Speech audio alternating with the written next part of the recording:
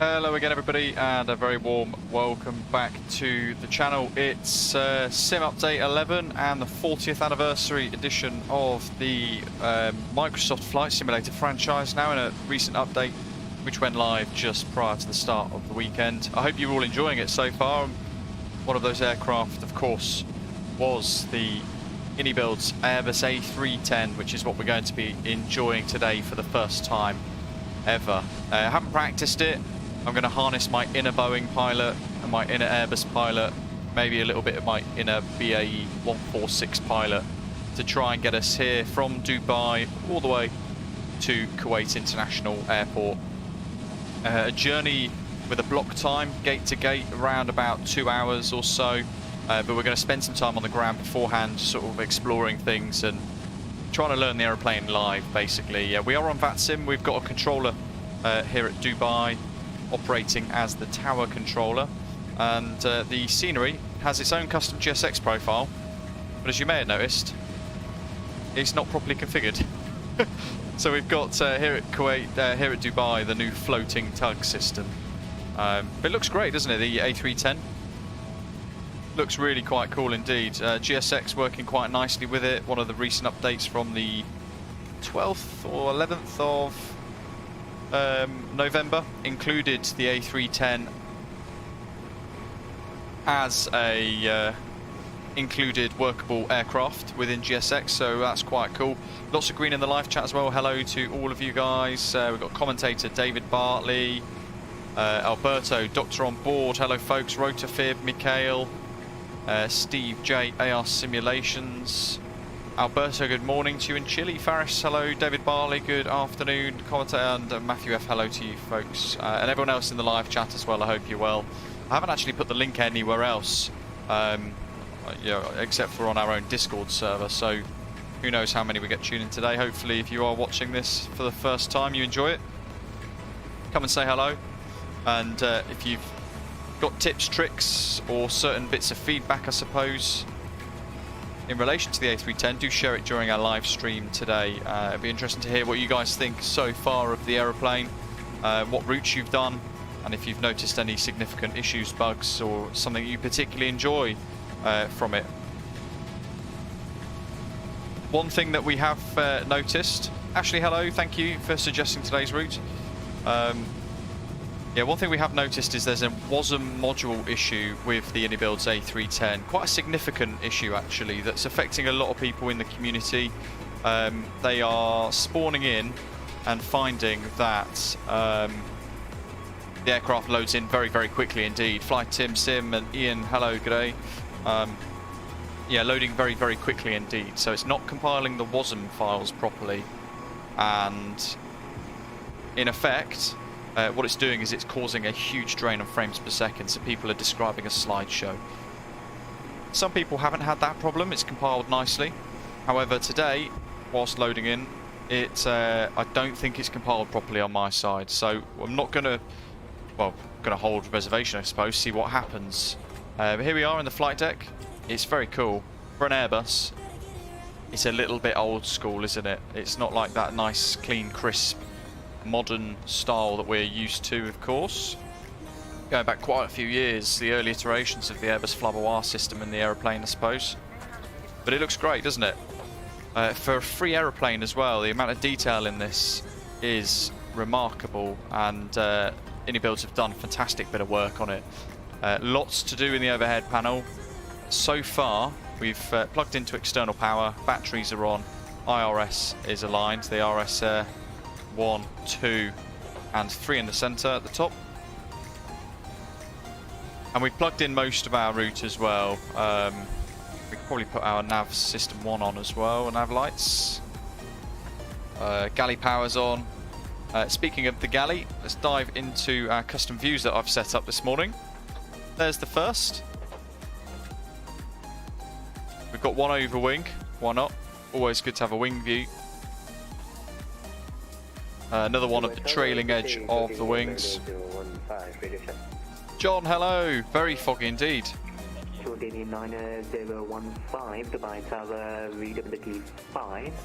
Emirates livery is included in the INI Manager. You can download it as part of the package. There's already quite a few liveries appearing on flightsim.to as well. And there's the cabin. Look at that. Really smart, isn't it? Very impressive bit of work from the iniBuilds team. Matthew, hello, says he flew the A310 3 times this weekend, crashed on 2 of them, probably pilot error. Oh dear, that's not good. David, yes, indeed, we've got views of the in-seat screens, as you can see here. And we can go and explore around the cabin.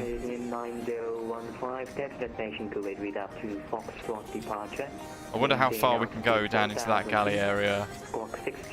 Very similar to a 767 galley or a 777 galley. You go towards the centre. 777 would have either side here a set of toilets, and then you've got that corridor galley right into the tail of the aeroplane.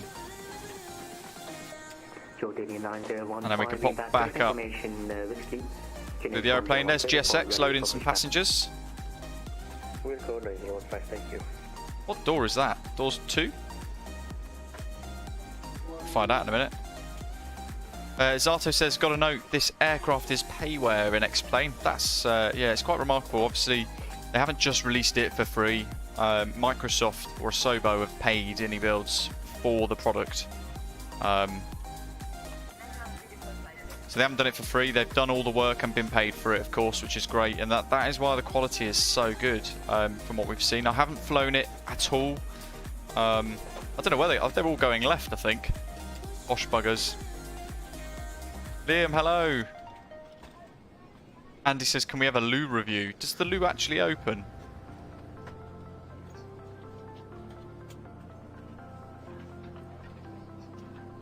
Actually, no, that's the flight deck door.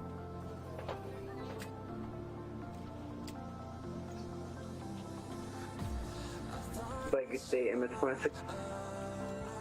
Welcome on board. I mean, that's quite cool, isn't it? Look at that.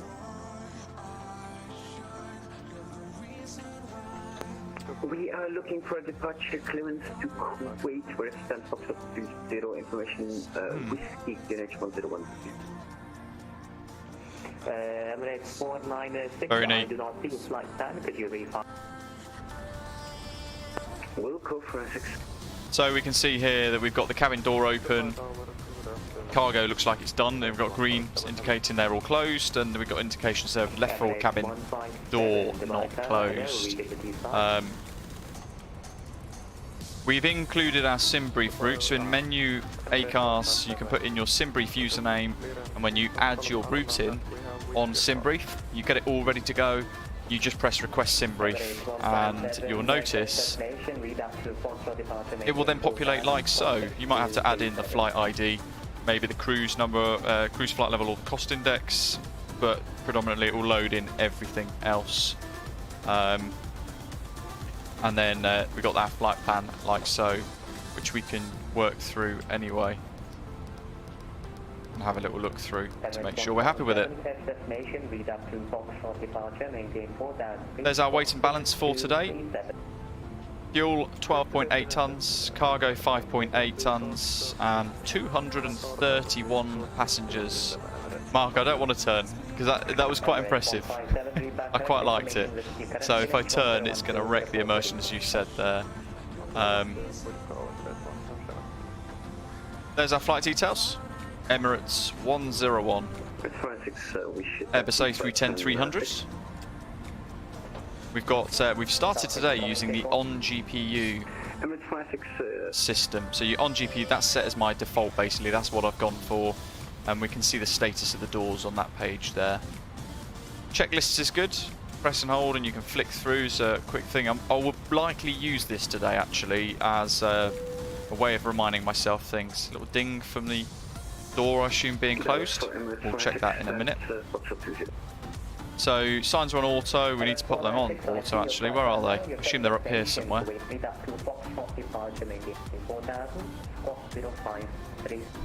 They're the exterior lights. They're the calls. Seatbelt signs on. No smoking signs auto. Let's turn the APU on, shall we? So I'm trying to remember the iniBuilds videos now. Inner tank pump 2, I think, isn't it? Goes on. That goes in line to allow for the feed to run from there up into the APU for fuel. We've done our APU fire check earlier, but that's this here. And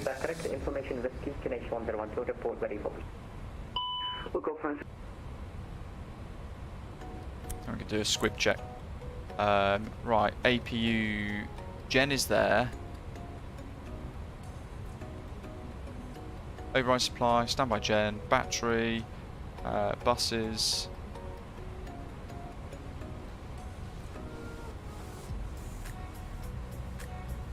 And I'm lost already. I will find it. It's probably right in front of me. There we go. It's usually where the engine start is, I was thinking. So, I think it's master switch on. Fuel pump is on auto. And we can go start. Bacon Sani, hello. You're not being ignored, no, but there's a lot going on the aeroplane, of course.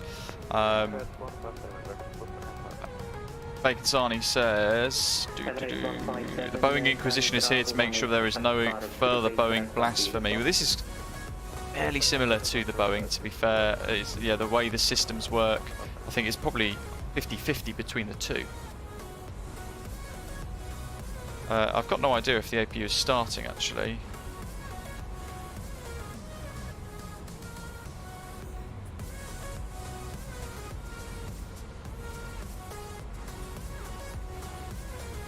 I can't remember how you check. There's our fuel quantities. Switch is on, start is there, that's there.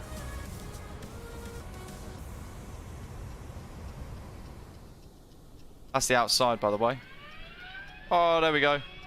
Hear the noise.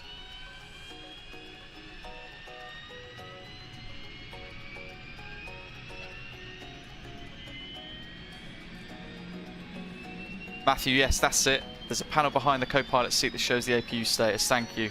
I knew it was somewhere. I remember watching it on the video yesterday at work. That sounded great, didn't it? And now that's on Excel. The status panel is over here, isn't it? There we are. So it's almost at the sort of, well, full, I guess. And then that's going to become available in a moment, I believe. Where is it? APU gen is up here. Where else might I need to click when that moves across? There we are. So that's available.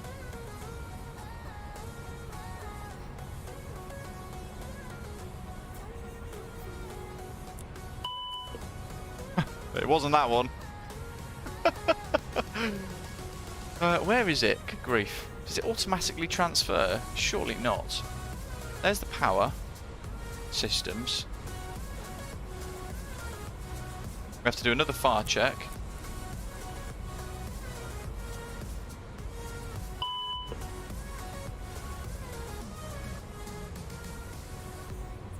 So that's shown available, and that's it, isn't it? And then, yes, APU bleed over here. There we go. Thank you, thank you, thank you. I'm glad you guys are here. There's these little things, I was watching the videos, trying to absorb as much information as possible, and there are going to be lots of little things like that that I'm going to miss, forget. Yeah, thank you, appreciate that. You hear the packs firing up.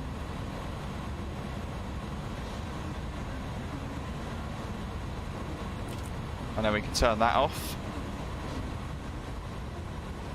Landing elevation set, altimeter set 1012, brake anti-skid Norman on. So that is, we've got gear 3 down, brake and anti-skid on Norman on up here. There's the auto brake max for our takeoff.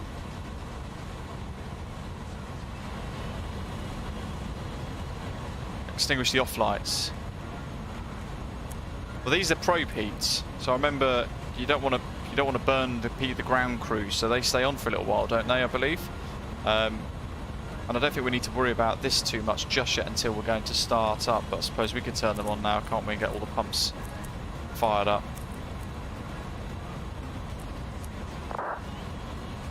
That's pretty much all of them done anyway. Yes, there's the ECAM page, all the different aircraft status. I think boarding is complete. Yeah, boarding completed. So we should be able to close the door, which is in here. And that's going to be on that page. No, that page. The plug. In transit. Closed. And we can get rid of the GPU there as well. External units. Haven't done that yet. We need to work through that in a moment.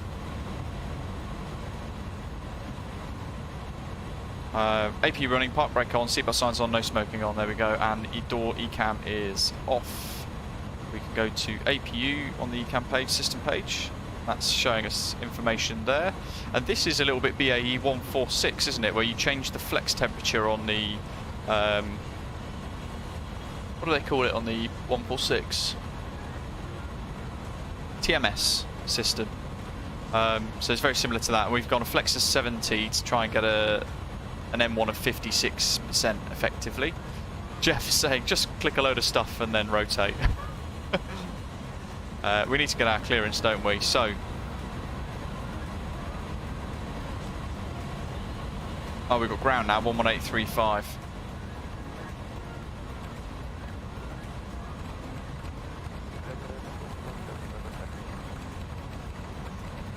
Emirates 157 Captain Uniform Yankee, hold Yankee on.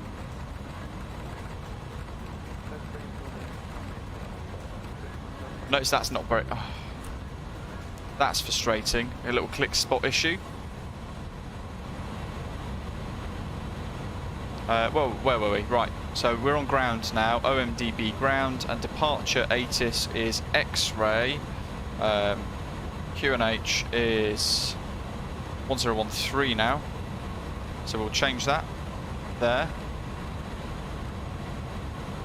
Like so.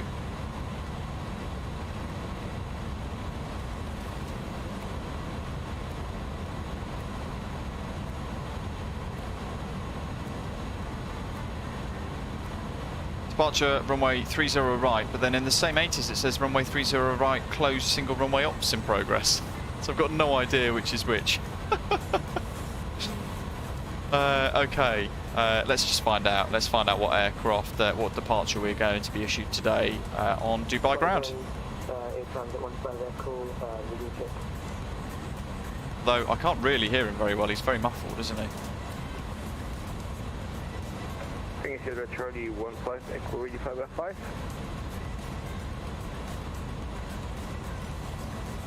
Dubai ground, good evening. Emirates 101. Airbus A310 on stand Bravo 27, information X-ray on board. Request RFR clearance to Kuwait, please. Emirates 101 Dubai ground, hello sir, your RT destination via RIDAP to Foxtrot. Climb and maintain 4000, clock is 6274. Cleared to Kuwait, RIDAP to Foxtrot, departure, initial climb 4,000 feet and squawk 6274, Emirates 101. Emirates 101, RIDAP is correct, information is up, and QNH is 1013. Report to the ready, pushback. There will go, Emirates 101. So, we've got our clearance. We can go OMDB SID 30 right. RIDAP to Foxtrot, which is that one. 30 white is selected. We can insert that into our flight plan, and there we are. Top climb at Otiki. We can see various altitude sort of constraints, restrictions, I suppose, if you like here. Now, one thing that I have learned as well is during climb, profile mode will not respect constraints on the SID, so we will need to make sure that we've set those as relevant and as required effectively there instead. Not sure what the dog's barking at, but I will be back in just a moment because I think, well, we're expecting a number of deliveries today. Look at that for a view. I'll leave you with that and I'll be back in about 30 seconds whilst I've dealt with DHL.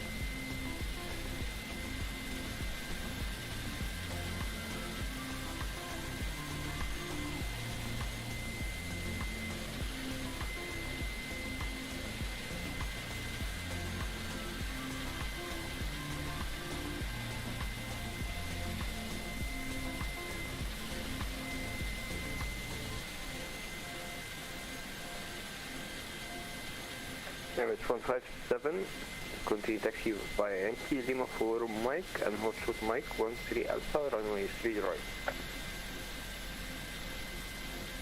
DHL indeed, yeah. Pet food, pet food. Happy days.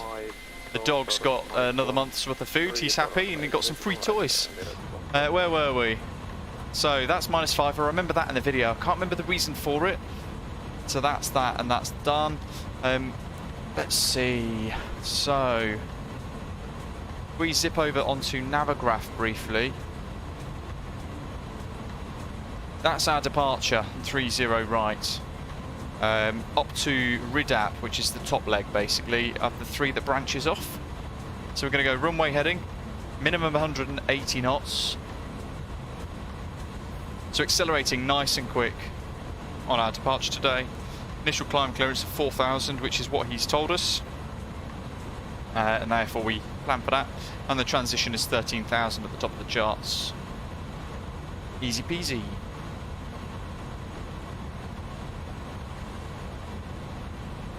What else do we need to do? Constraints, we could probably put that on the map. So it's on the nav display down on the left there. 15 miles is good, it's on set to nav. Flight directors. Ooh. That's the flight director. We don't want flight path vector.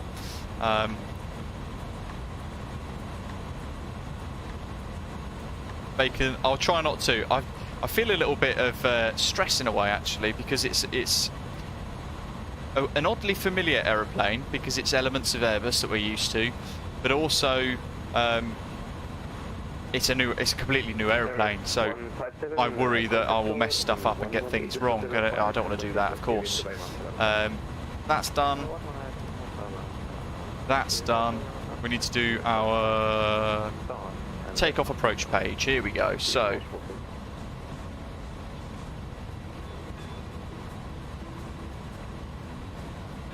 .30 right is the shorter of the 2 runways, 14,275 feet. But I need it in meters. That's 4,351 meters.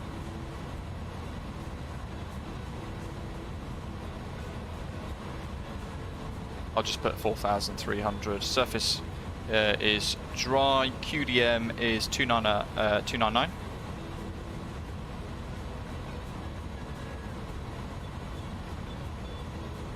Oh, it's telling us 301 there, and it, interestingly enough. Oh, we'll do 301.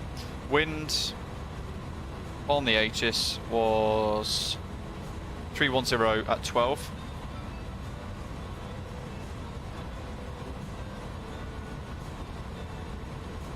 Outside air temperature 30 degrees. And the QNH 1013. There's got to be a quicker way to do that. Weight.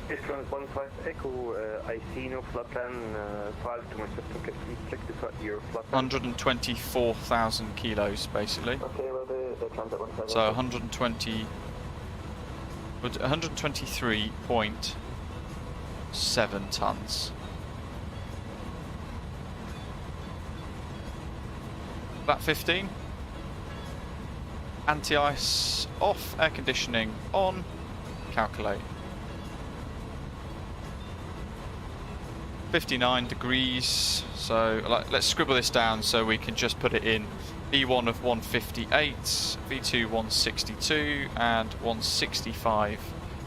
Also re-rotate at 162 and V2 165. So V1 158, 162, V2 165. Interestingly, it's not going to give us that.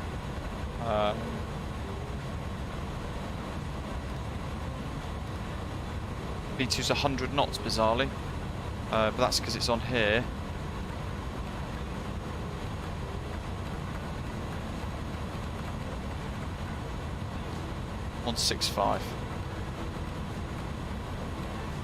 We'll do plus 10. 175.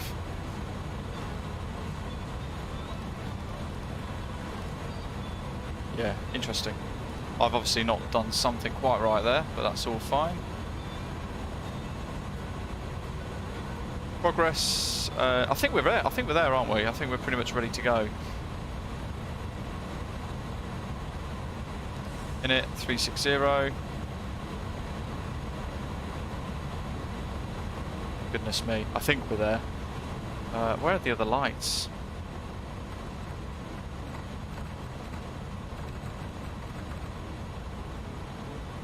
There's got to be lights for the glare shield.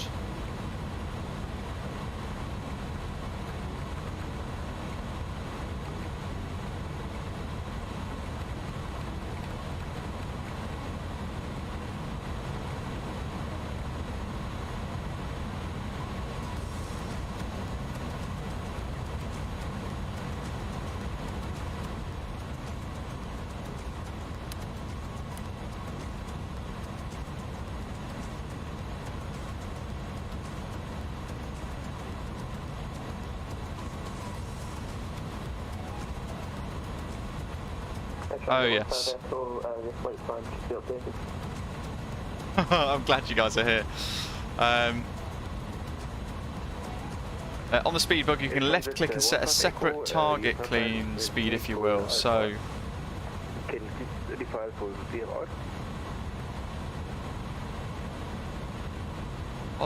Right, Fib says then push.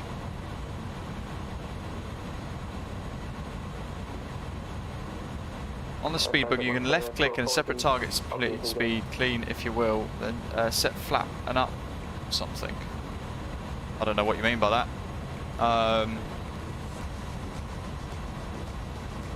Yeah, I mean, I can see there we've got different clean speeds, so I assume that that's enough, right?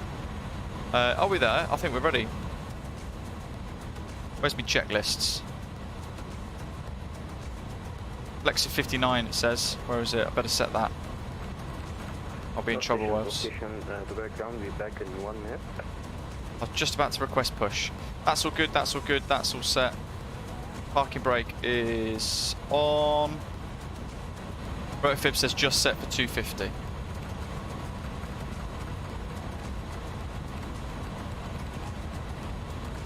Like so, yeah?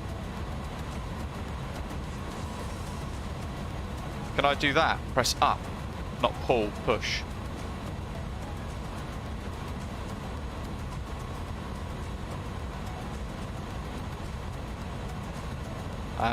Preset like that, yeah?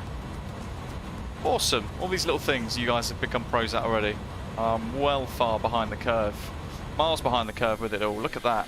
I might wind the time back a bit because it's taken us, what, 30 minutes to even, well, just about push back.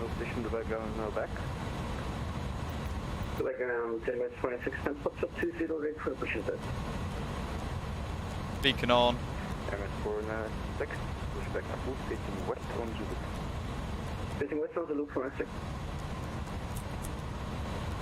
Dubai ground, Emirates 101, stand Bravo 27, request push to start.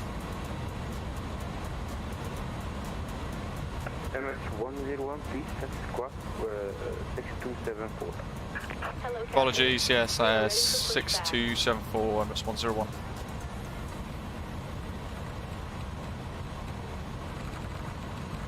Transit 150, so flight plan has been updated to VFR.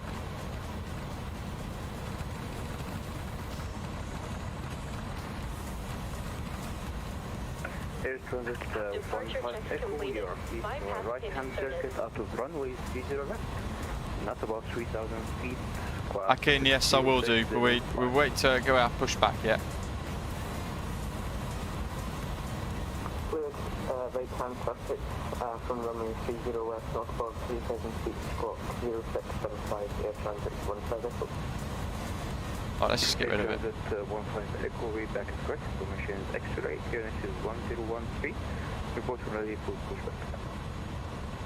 APU's good, that's all set, that's all good. The lights up here look amazing. X-ray and report ready for push start. Emirates 101, request push start.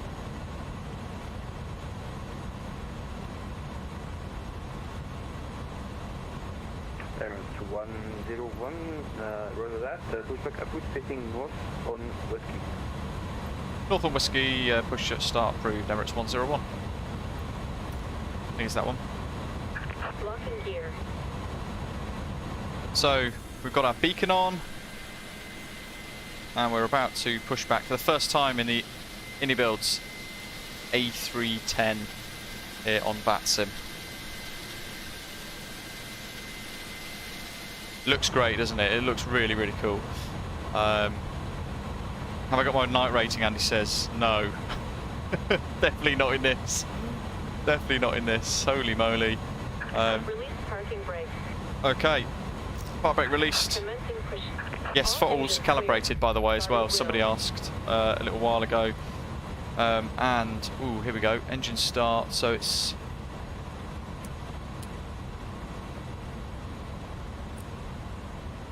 Start 2 open. I think it's engine 2. I forget. Packs are off.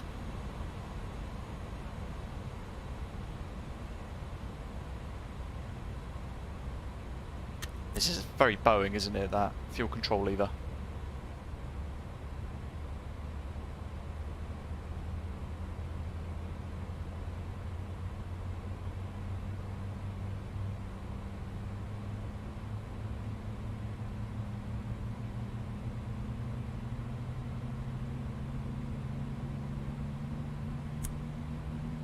Thanks, Rotofib.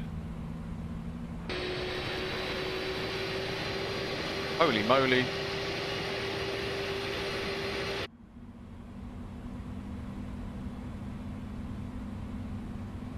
That sounded great outside, didn't it? Wow.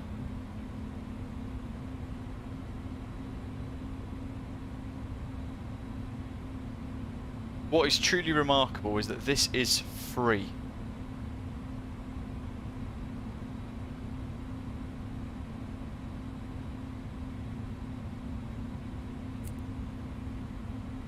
Engine 1 start. Thank you, Dirty2. Yeah, it should work with the Toga keybind, right? Brake. Waiting your confirmation for a good engine start.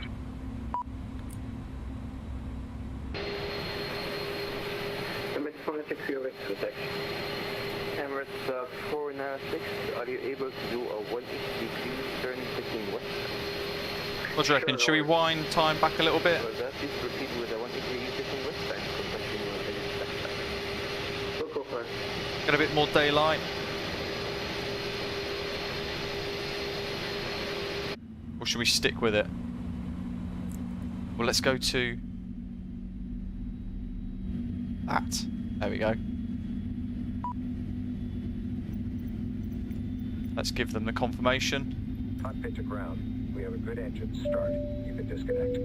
Unlocking gear. Barry says, look at the Jordanian A310.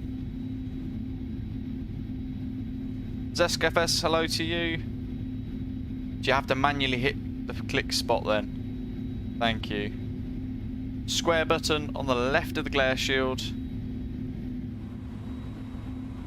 And we want flap 15. How many positions is that? Should be 1, right? What's... oh, 15.0 or 15.15? What's the difference between those two?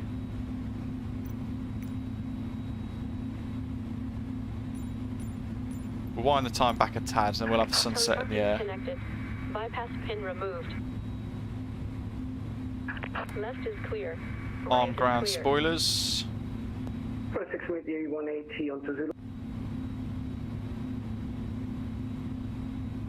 Emirates 496, join again into Zulu and then Lima for Mike and hold short Mike 13 Alpha runway 3. Oh, slat only. Flaps and slats. Oh, so basically 15.15 is like 1 plus F. Lima for Mike 13 Alpha. I'll tell you what, we'll go in the middle. Some people want daylight, some people want nighttime. We'll go to sunset again. Right, here we go. That's wing lights, nose lights to taxi. We might as well pop them out of the belly for now. Nav logo, strobe automatic. Ignition off.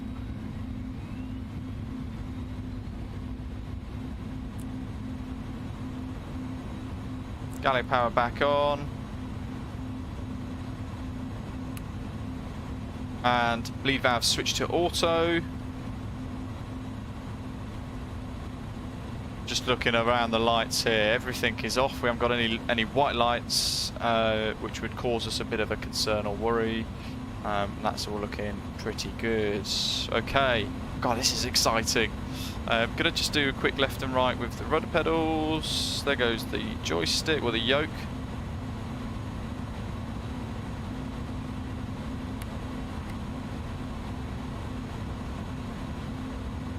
Emirates 101, request taxi.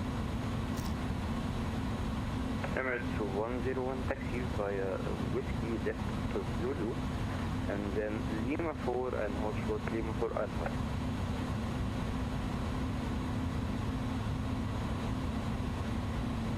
Taxi Whiskey left Zulu and hold short Lima 4 Emirates 101.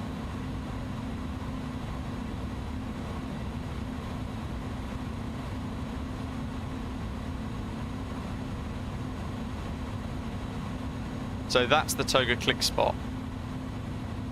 This, right? That square, which is the ACOS beep beep noise square, right? Oh, hello. How'd you get nose wheel steering?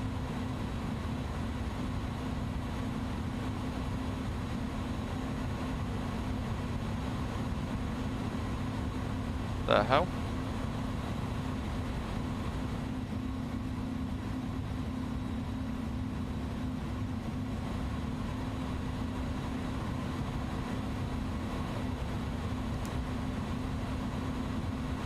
What have I missed?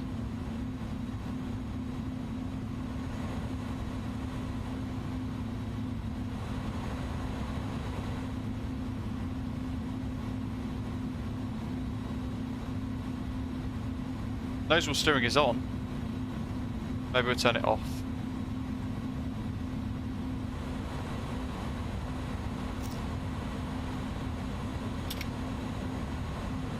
Weird.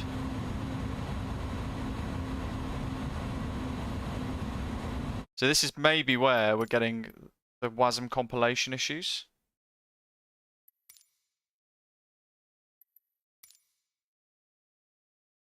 Two seconds, that's super odd.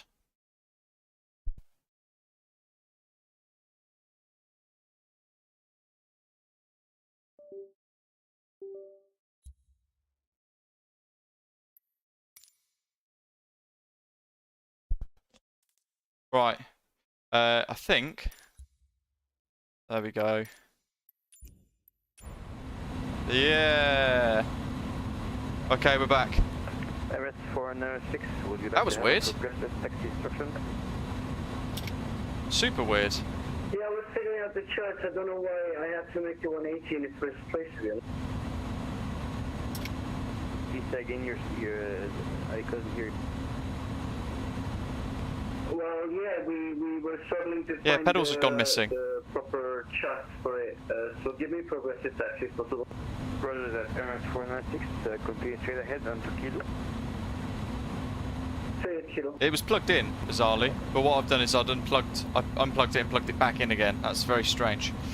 But again, that's an odd hardware issue. It seems to have resulted in itself. I think now I need to be able to turn properly. There we go.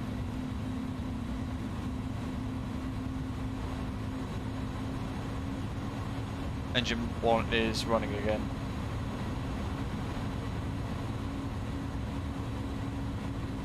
Yeah, the after coming out of the menu, the throttle axis was a bit messed up.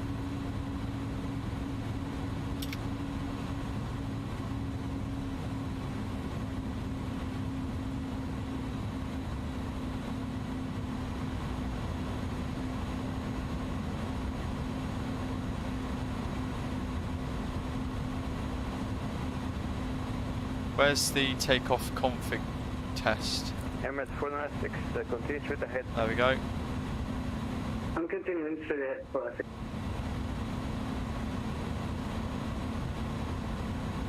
The other thing which is downright weird is you arm auto brake max after you have done a takeoff config. That is going to be easy to forget.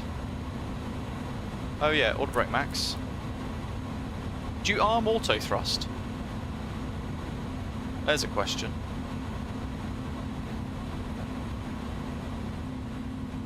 Rudder trim is 0, spoilers are armed, slats flaps 15-15, ECAM status is checked, we've got no warnings or anything, and lights assigned as required. Before takeoff, we've done our flight controls. transponders. You'll be taking the next right turn into cabin security, Castillo, access required. We'll figure it out from here on. We see the numbers and we have the chart. Roger that. Thank you, sir. You're most welcome. Yeah, no, so I stay on the inner, on Zulu, till Lima 4. Just arm, nav and profile.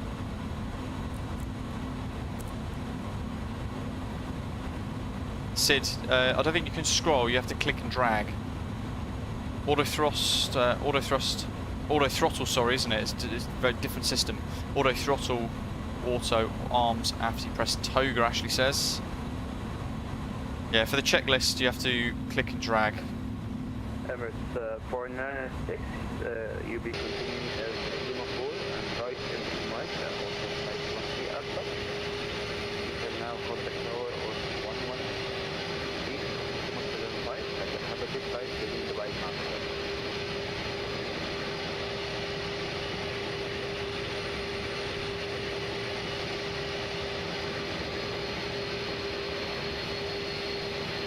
I mean, so far,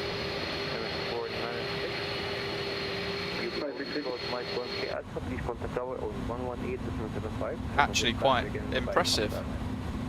1875, thanks, sir. Okay, what? There's... Oh, where's Faris? He's up here somewhere. A couple of other things here. Profile issue VNAV, just to let you know, it doesn't respect the constraints on departure. Hit clear on the left soft key next to discon.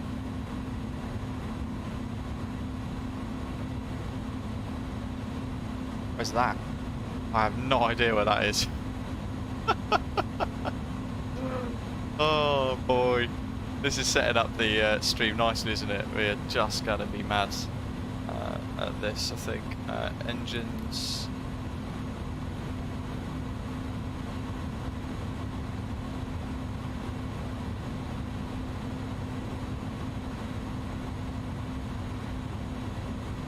Takeoff trim is, where is it? Weight and balance.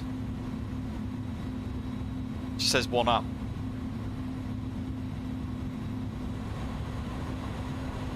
I think if I come down here, just centre the nose a little bit, doesn't really give me much of an indication. Where is it?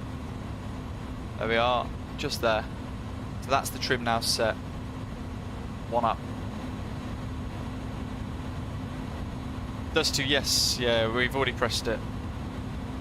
And then it did something on the ECAM and it reset. Spoilers are armed, Zato as well. That's disarmed, that's armed. Oh my god. Continue taxi and stand by Zulu Lima 4 Mike and also Mike 13 Alpha runway 30 right. Continue taxi, Zulu Lima 4 Mike and hold short Mike 13 Alpha, Emirates 101. This is good, we're having a little spin all the way around the airport, we're enjoying the aeroplane and kind of getting used to the way some of these systems work. Cabin's very quiet though.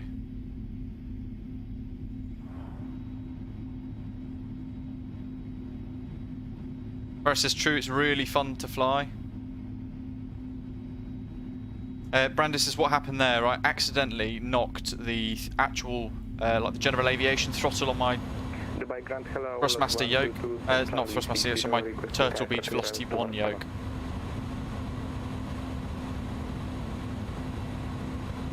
Yeah, idle taxi this is, folks. Right onto Lima 4. Bacon Sani says, have you sacrificed a goat to our Lord Abalon? Not yet.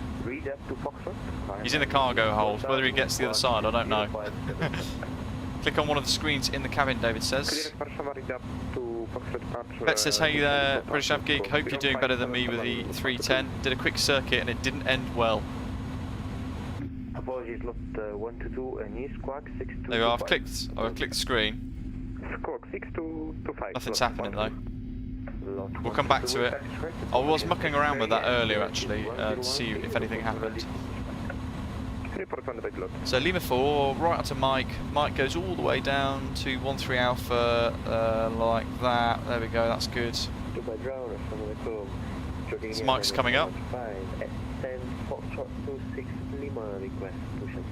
End of the runway 30 left there.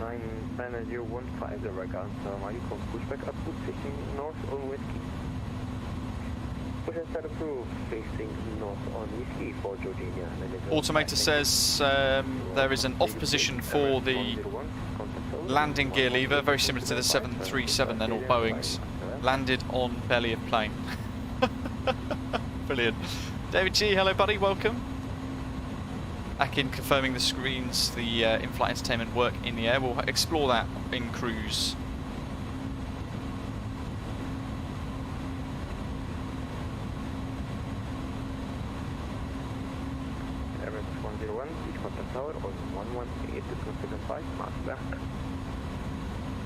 Contact Tower 11875, Emirates 101. Thanks, good night. Good night, sir. That's good, we've only got tower on still. We could probably put this onto 1228. Hopefully we're steering straight.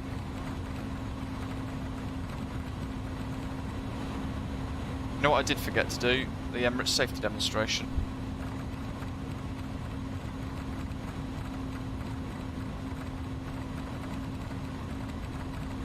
I'd like them to increase the rate in which you can scroll that. That would be handy. Oh my god.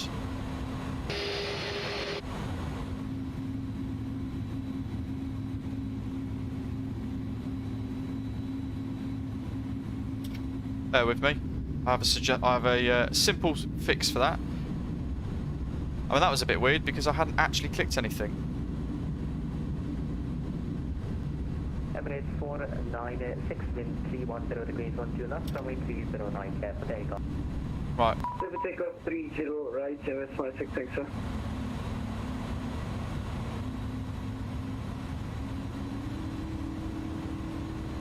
I wasn't even steering then. That was really weird. Really weird. Good grief indeed.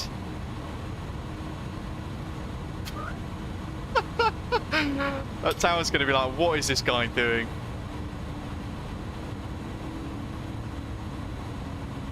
Emirates Tower, good evening. Emirates 101 is on mic for Mike 13 Alpha. Emirates 101, Dubai Tower, hello. Continue straight ahead on Mike 13 Alpha, holding point runway 309. Continue straight ahead, holding point Mike 13 Alpha, 30 right, Emirates 101.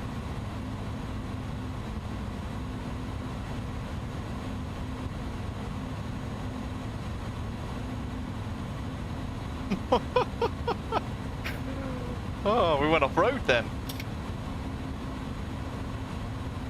There's a queue at the bog and the controller's just become bold. He's lost all his hair through stress, immediate stress. Good grief.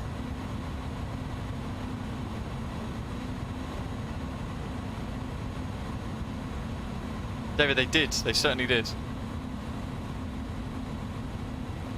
Emirates 777 there going. Yeah, which way straight?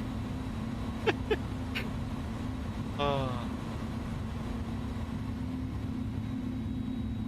Off he goes. Nerd, hello. Oh my god, now I'm worried about me forgetting something else or looking away whilst like going straight in case it steers. But it's 160 to come 122 decimal.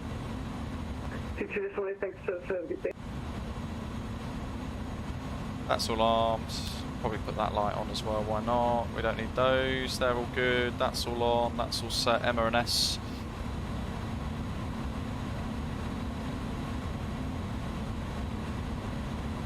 VLAN pilot says that was you. Weird.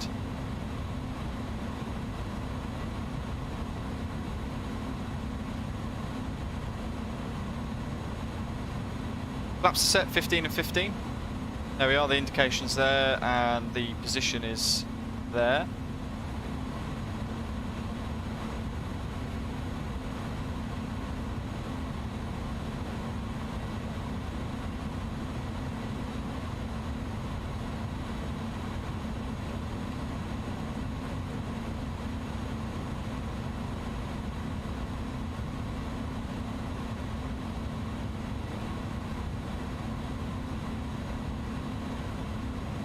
Don't forget folks, hit the like button while you're here. If you're new to the channel as well, it's great to have you on board. Please do press subscribe down below. It'd be interesting to see if we get any performance issues. I know some people have had that as a problem over the last few days as well. Mike 12 Alpha on the left. So the next one is 13 Alpha. This is when we'll get an Osprey Airways A310 livery. Tapsy's working on the retro livery at the moment for the A310. It's going to look amazing. And then we're going to have a more modern version as well become available too.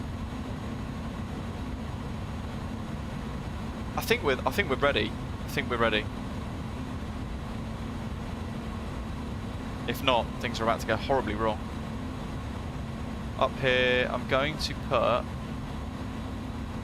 runway turn-off lights on now. I'm going to put strobes on, nose light on takeoff, just because it's one less thing for me to get wrong. That's Mike 13, there's Mike 13 Alpha.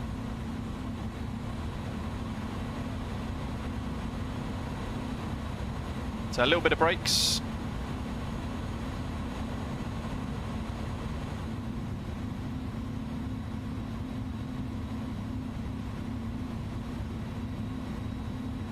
I have no idea what's going to happen now, folks. I've got my toes crossed on the rudder pedals. Emirates 101 winds 310 degrees 1 to not runway 30 right, clear for take. Runway 30 right, clear for takeoff. Emirates 101. Well, we're committed now. Here we go. Lights and signs as required. We've done takeoff config check. We're quite happy. We need to make sure the TCAS, the transponder, sorry, is on TAR8. Lining up.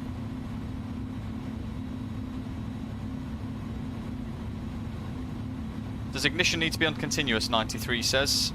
Probably. I'm not sure, actually.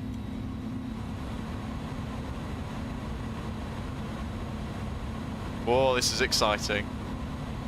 Just going to put the brakes on for a wee sec. Look at that.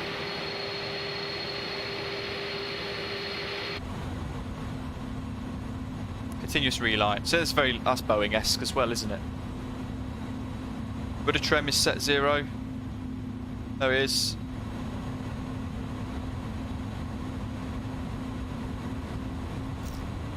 Okay. Set a bit of power. Toga. Here we go. First ever takeoff in the Airbus A310.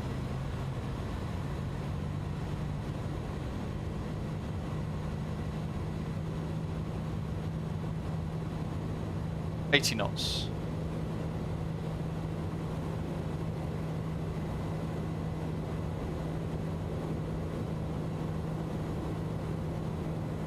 Maintain that centre line.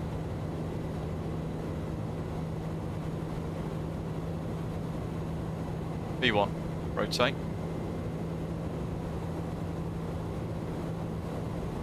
Now let's get to the flight directors. Positive rate. Give her up.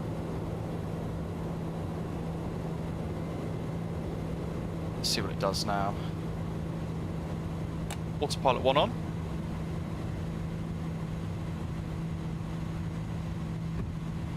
Through 180. Emirates 101, Unicom 122 destination. Unicom 1228, Emirates 101, thanks, good night.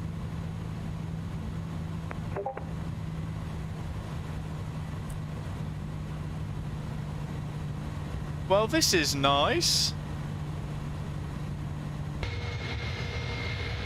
Here we go. Oh, this is epic.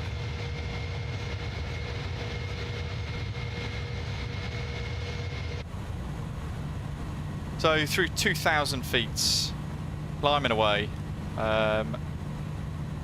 Minimum 180 there. That's good. That's continuing. Let's continue the climb.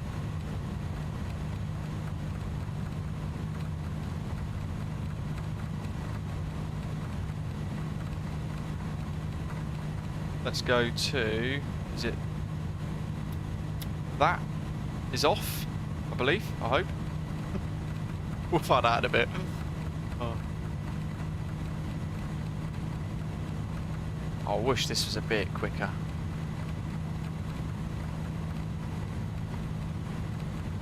$4,000, still climbing. Let's just click, press and hold, shall we? I think we're in nav mode. So traffic authority to Charlie. Inbound water 3 Charlie. 36. Flaps are up 0.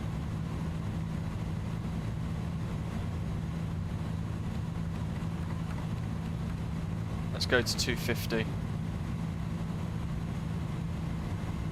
If you push the alt knob, it gives you 1,000-foot increments. Thank you, folks. That is a great tip. Bacon Sunny says, okay, I'll admit I'm starting to become interested in the poo bus. Where have we... Oh, I mean, look at that. Maybe that one's a bit... Oh. Look at that, folks. Now, if I come out here, we move this beauty round, like so. Oh, how's that for a screenshot?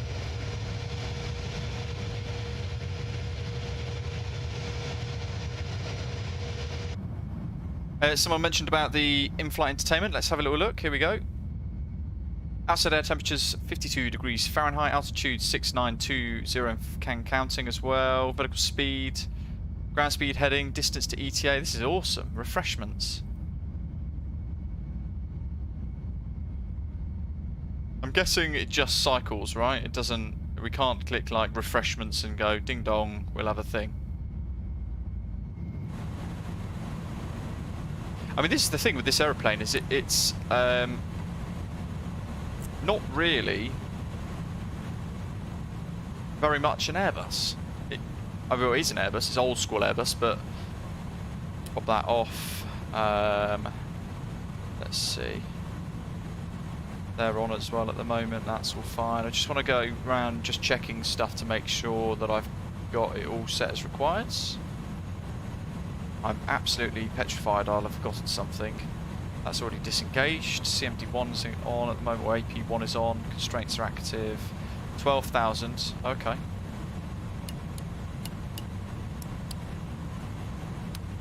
Let's get them lights off.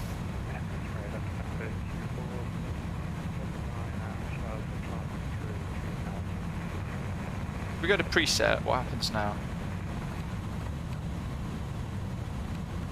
Or do we have to just... do that? Or do we go profile? Oh, there we go, profile mode, that's it. I must have changed mode somehow without realising. Emergency lights aren't armed. Are they not? There they are.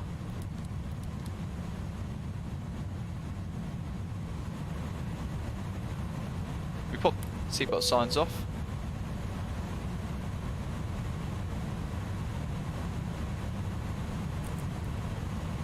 Train mode is on. Shame we don't have any weather to test. We can go to 1013-29902, which is just one little click of that.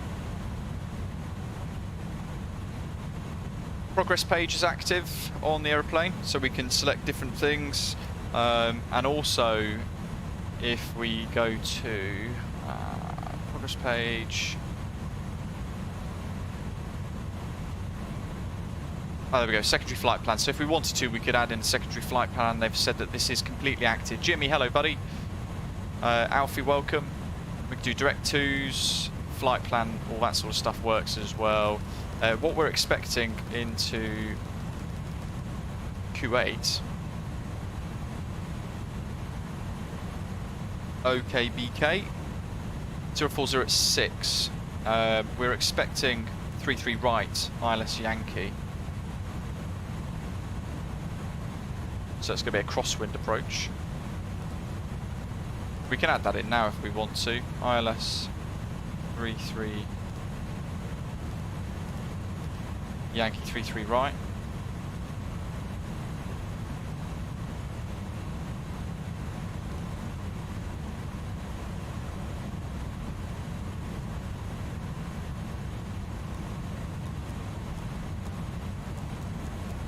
No idea where our transition would be. You know what? This has been, so far, quite easy to kind of get your head around nicely. And I'm really quite impressed already so far. Gimbal and pedal. Pedal's there, Gimbal. So we just want DEBTI, don't we? DEBTI 3 Charlie.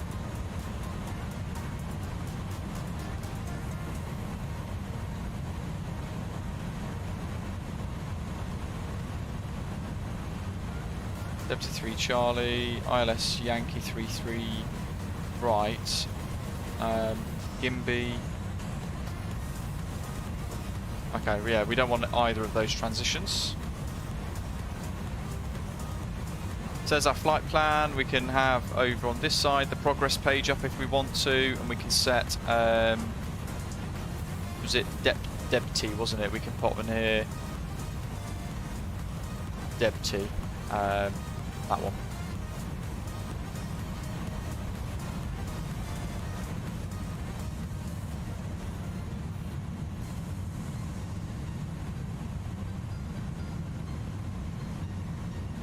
All the screenshots I'll put onto Volanta. Just working at uploading them at the moment as we climb out over the Persian Gulf. Some wonderful screenshots so far. Beautiful.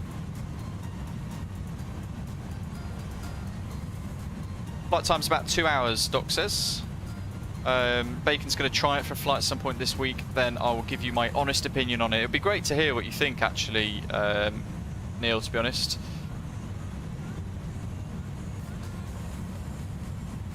It's the most Boeing-esque Airbus you'll probably ever fly, to be honest.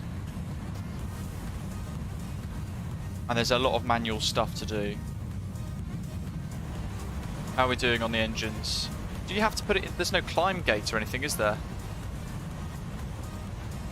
That's the one thing I have noted. Disarm spoilers. My bad. Yeah, there's no climb gate for us to sort of click around with. Interesting.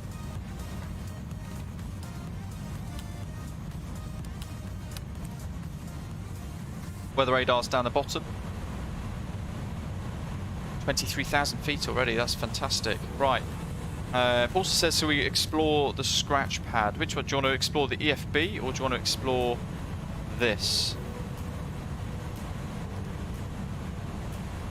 At the moment, we're in climb mode. Descent forecast might be interesting. So we could add in here some descent winds. Let me just find a few to use. There we go, we've got some. So altitude. I'm not sure what the process is of inputting this, but I'll just type this and see what happens. 268. We're learning as we go. And then over 68. Okay, happy days. Flight level 200. 272.45.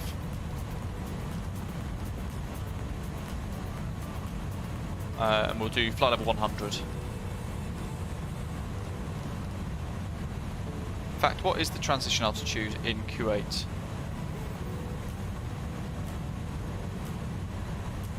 13,000, so it will actually be 10,000 270 at 29.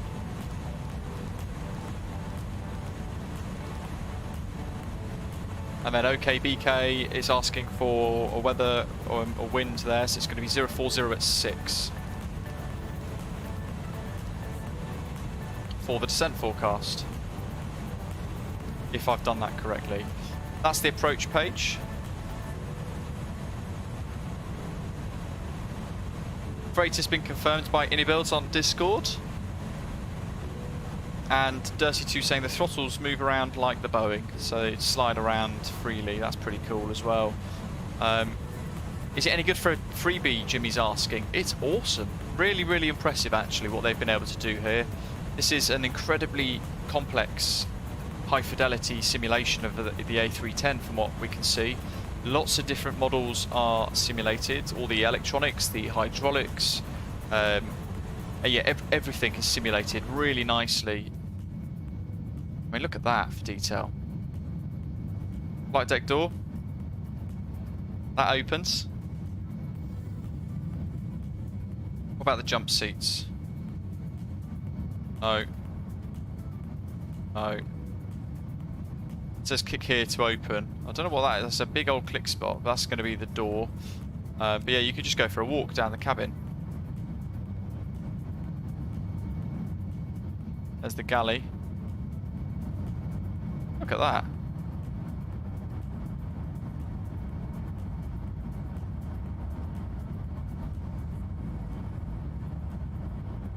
How cool is that? This is free. Now if you're on PC, when you download the 40th anniversary update, you need to make sure that you have installed the enhancement pack, which is inside the marketplace, the content manager. In the marketplace section there's an A310 enhancement package. It's official and it's free, and what that does is it brings the A310 from its baseline developed version, which is compatible with Xbox. It then makes it into this whole other level of complex aeroplane with all these extra details, higher quality, everything basically for PC.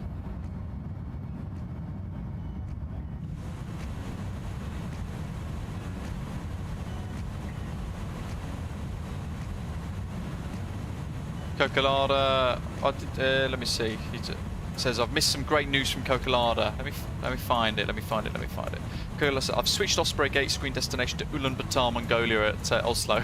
Fantastic. That's a long old route though. Good grief.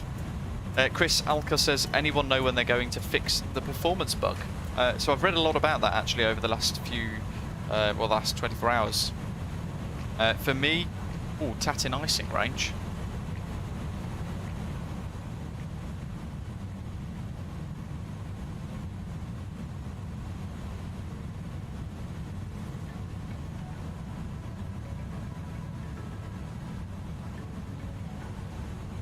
Come on, engage your brain. Where is it? Oh my goodness. So many dials. Here we go here. It kind of makes more sense when you watch it from here. Anti-ice, here we go. You can put engine on, there we go. So engine anti-ice can go on. Don't really need to do that in this instance. Mode select is on norm. That's alternate mode. Wing supply for anti-ice, we can just turn that on. I don't know if it's required to be honest, but it'll tell us there that it is now on. Hydraulic systems, they're all simulated. One of the videos they've shown is the brake accumulator pressure, which is there in the center of the screen, and you can basically, without any hydraulic pressure, you can wear the brake systems out, and then if you do, you have to press that button there to turn the acupressure builder thingy back on again. Technical words. There's our flight control display. Weather radar works. It does. It's here, isn't it? I have got it on.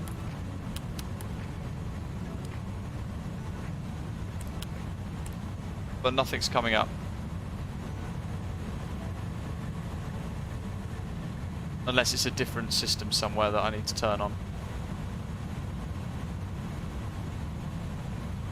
on. As we were saying about performance, the WASM compilation I don't think has particularly worked for me. We'll leave that fuel system page on for a little bit, because mine loaded up, I spawned in about 55 seconds or so. So that means for me, that WASM hasn't compiled correctly, which is one of the big issues that somebody mentioned, Chris earlier on just mentioned about the performance bug. That's probably what we're going to expect today. This is an annoying pop-up that keeps popping up for me as well, and I can't get rid of it. Bearing in mind notifications are switched off. For some reason in this aeroplane it keeps turning it back on again. Very odd. But it is what it is. Check the selector for the weather. Yeah, it's on turb, because I remember it's one across, isn't it? And I've got system 1 on. You can see there. But the WASM compilation hasn't worked properly. It's an issue they're aware of. They have addressed it and said that they've got information about it now and data which supports them trying to investigate and fix it. But unfortunately, we just need to wait for an update to be pushed through the marketplace systems. It's a pain in the backside, to be honest. The fact that it's in the marketplace, it's a very, very slow way of updating stuff. Disappointingly slow at times, which is why I never buy anything on the marketplace. This aeroplane though, you have to have it through the marketplace.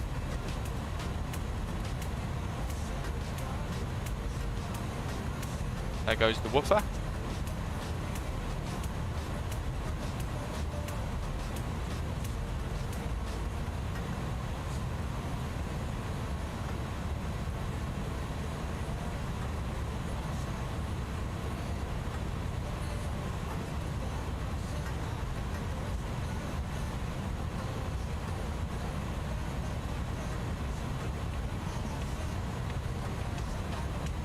Jeff says, what effect does the WASM issue cause? So it means that some of the things might not work properly. Well, we haven't got weather radar working at the moment.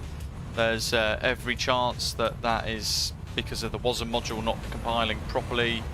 And then a lot of people have been having significant problems with performance of the aeroplane, basically, in the sim. And it's been wiping down to just a couple of frames per second. A lot of people describing it literally as a slideshow, unfortunately.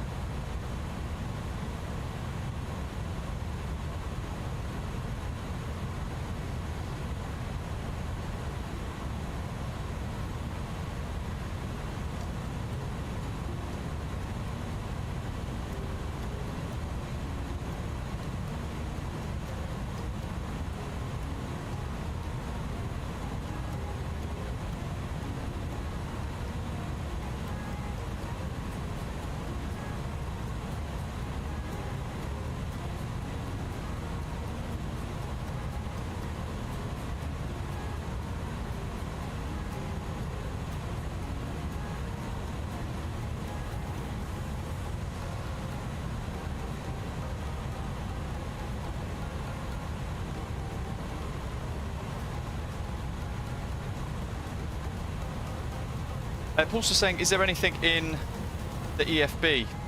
Sammy's asking, is there a frames per second issue with the A310? But the WASM issue means that some people are getting frames that are dropping down to sort of, or anything between 2 to 10 frames per second. We might experience that on approach later on into Kuwait. That's the one worry that I have got, really. Beeline Pilot, yes, I've still got FSLTL on. So EFB, quick tabs for different aircraft states. Don't click them in flight. I don't know if it works or not. I don't want to try it. And there's our call sign. You can change the brightness here on the left. You can turn it off and on again using the little button there as well. It's very cool. That's the different states again, and you can set which one you prefer to begin with as a default. And for me, it's on GPU. So there's a GPU ready to be used when I spawn, and effectively everything's off and cold and dark. But up here external power shows as avail. Just press it, turn the batteries on, happy days. Charge the batteries that way, or just use external power without the batteries, it's your choice. It has its own pushback system.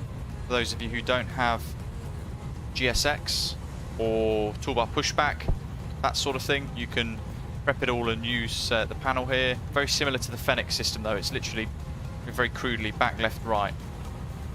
Not a fan of that particular type of system, but it'll work well for others. And there's our little checklists that we've been using. I do like this. This is nice. It's the quick action normal checklist card. It's nice to refer to make sure you just haven't missed anything really key prior to things like approach.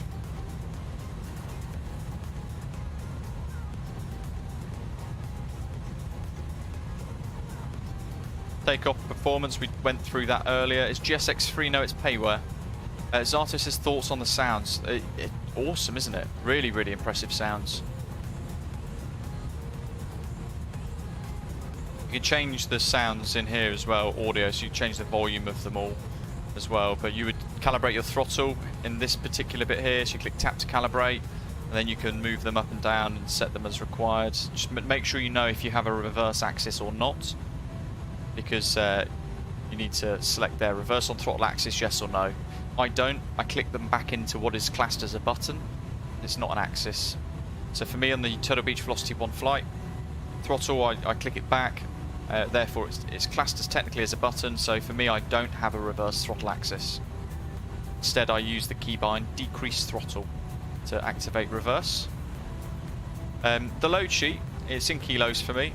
You can go to the live load sheet as well, and you can see our fuel being burnt away as we make our way across. Varus says it climbs on cruise speed and can cruise at 8.3 Mach. It's a beast, honestly. That'd be great for like things like across the pond. There we are. We turn it off. Ta-da! Waffle, hello again. Welcome. He's come back around to flight sim. Great to see another aircraft in the sim. For me personally, the A310 is extremely laggy with a system on par with yours. Yeah, I think you've fallen foul of the WASM module problem, unfortunately. Some people have suggested uninstalling and reinstalling. Now for me, I use DirectX 11. I know some of you use DirectX 12, and I've read some people add the theory in the forums. Some people add in there that potentially if you're on DirectX 12, you should try switching back to DX11 to see if that fixes your frames per second issue on here, to be honest. It's probably worth a go if you're really struggling on performance, just to see if that does solve it for you. For me, I run the sim on DirectX 11 anyway at the moment. And so far, touch wood, likely to have jinxed it now, but so far, touch wood, it's been okay.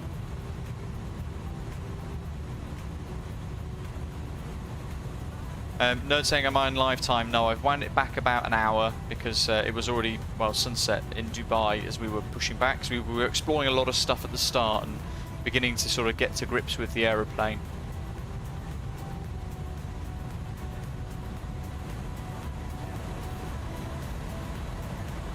Yeah, you know what? The weather radar is active as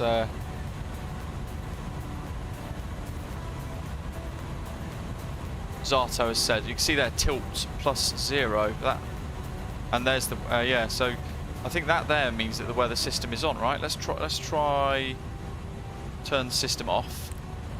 Yeah, there we go. It disappeared. So system 1 on, tilt comes back. Awesome.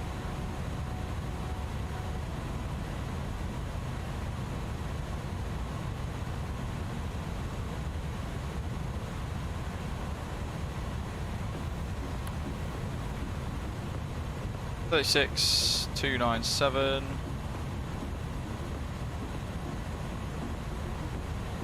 It's nice to have an older aeroplane. For the first time as well, I haven't seen the contrails yet. Let's have a little look at those. It's a weirdly proportioned aeroplane, isn't it? It's like kind of fat, but really short as well.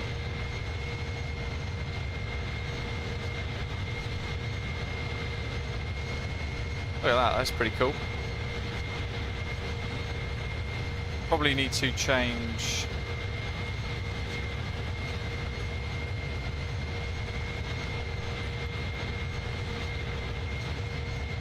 The drone camera settings a tad.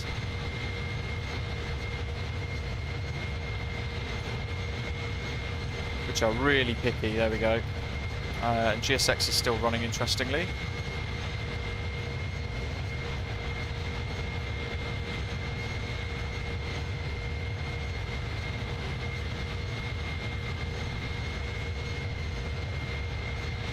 Look at that. You know, they've done an absolutely spectacular job of this. I mean, the sounds just are amazing, right? Also says, where are the strobes? You can kind of see them. They're not that bright. That's one thing that we have kind of noticed, but then they are almost non-existent for me on the Fenix A320, but you can see them there, flashing around the wings.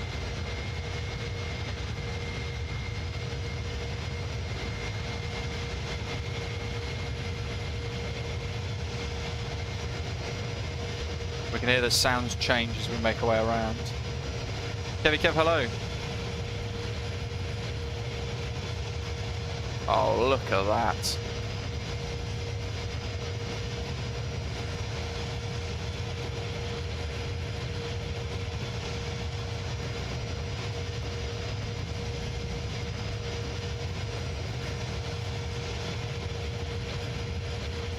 Yeah, Zata saying earlier as well, through the contrail, says all sounds recorded from an actual A300, same aircraft as the A310. How long time have you left on the flight? No idea, MPS Gaming, to be honest. Probably an hour and 15. I've got to say, this is very, very impressive as an aeroplane.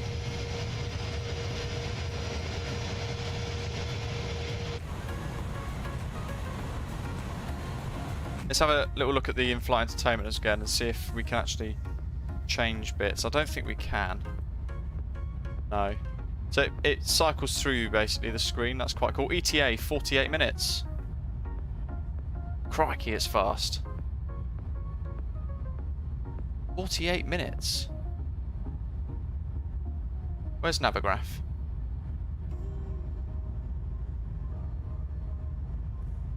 Okay, yeah, good grief. We are blasting off away, aren't we?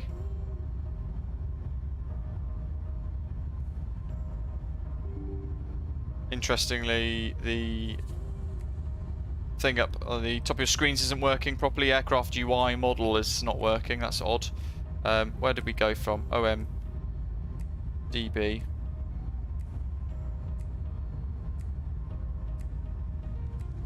There we are. Now it's working again. But anyway, on Navigraph, we can see our current position here at Velak, waypoint Velak of the Persian Gulf, and we're making our way all the way up past OEDF, which is King Fahd International, Dammam, Saudi Arabia, up the Gulf towards Kuwait. We've got a nice Kuwait freeware scenery installed as well, which we're going to explore.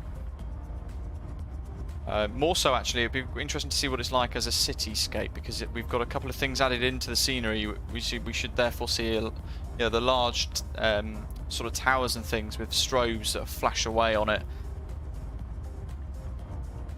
We are expecting the DEBTI 3 Charlie arrival into Kuwait, which begins at DEBTI at or above 3,000 feet. We then track to pedal 3,000, and it says descend to 2,500, and then we will split to Ginby 2,500 there. From Ginby, we just go to approaches, ILS Yankee 33 right. I don't really want that transition, but we'll click it anyway.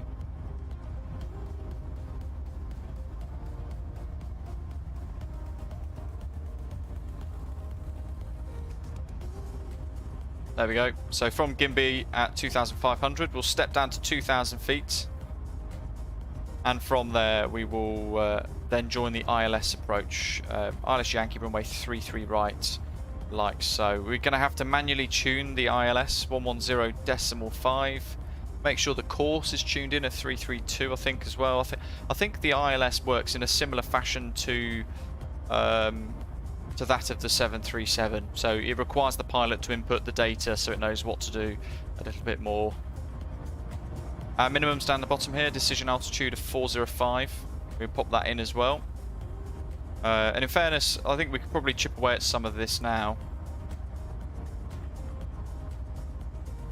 How do you feel about the aircraft? I think it's like a heavy rocket. Then I test fly a little yesterday from EGAA MPS Gaming says, yeah, interesting. The D rate was quite cool for the thrust modulation system, or whatever the Airbus version of it is called here. Speed limit mode is on cruise there. You see it on auto working away. Center tank's now feeding. Look at that, a live update of fuel. Don't know if you saw that flick across just then.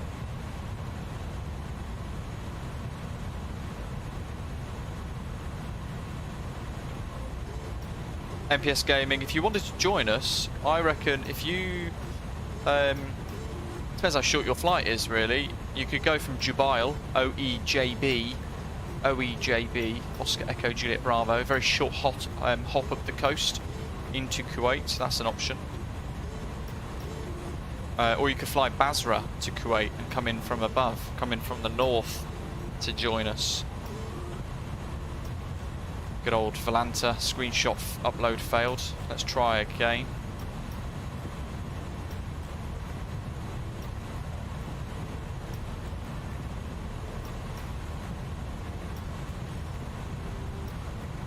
Anyway, ILS, we can tune this.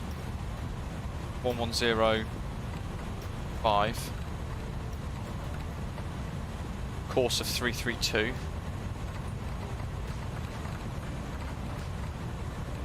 Let's see what's down here. That's ADFs, VHF com, ADFs transponder. We've got a VOR of 11415. So in here on the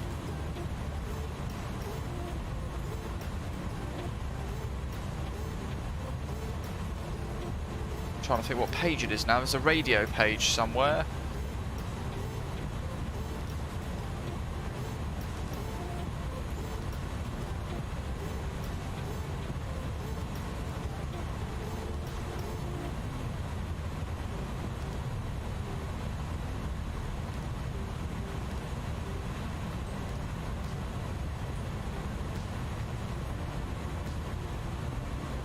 Oh well, it should automatically tune the VORs anyway, which is why they're dashed off at the moment.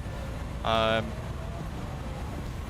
here we can, we can manually tune VOR if we want to go up here, but I'm not going to fiddle with that because it will break the nav. Still nav, still profile, good. Decision heights. If it says height, it should be rad out, so it'll be 201.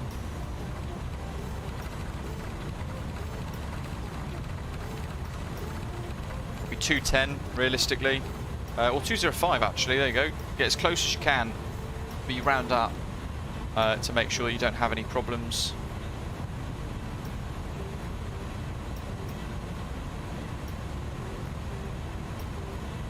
DC Mole, hello to you. Pascal, yes, thank you, thank you, thank you. Prog page. There, oh, there we go. It's on the other side. It was literally in front of me the whole time. Fuel prediction. 6.7 tons on board when we get to Kuwait.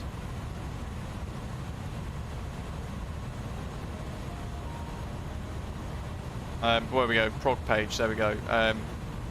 So it's automatically tuning 2 different VORs at the minute. Bahrain, Bahrain, Bahrain, Bahrain. What we can do if we want to is pre-tune or pre-select a VOR that would be relevant to our missed approach. For example, the Kuwait VOR of 11415 is part of a missed approach procedure.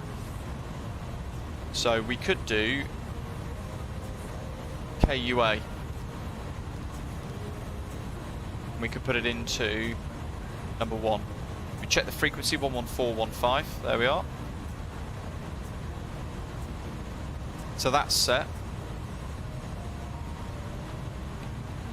And that says R.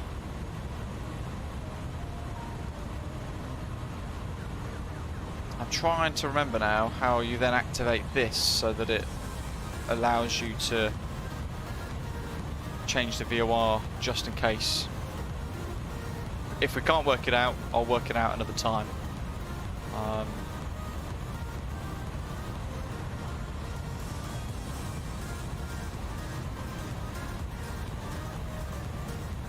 But MDA in the approach page. Box says that's in here.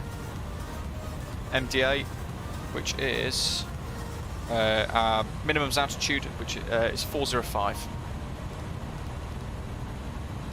Like so. Config 2020 or 3040.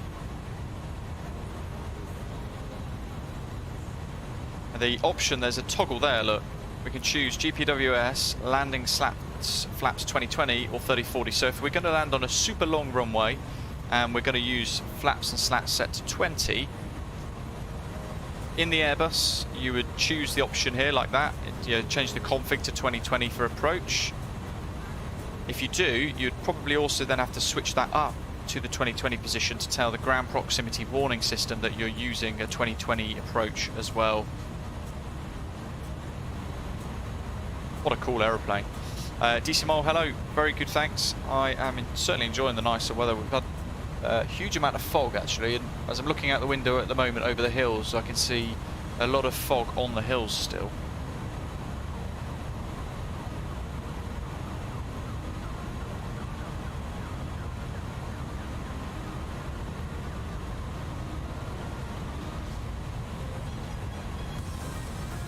Beeline Pilot says I'm going to circle and let you land first. Thank you very much. Very kind of you.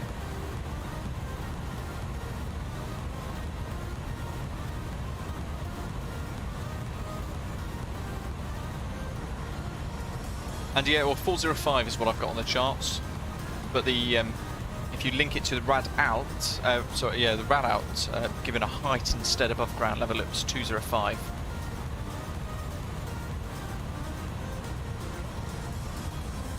Trying to work out now how we work through descent. Oh, you know what? Ashley shared some tips earlier. So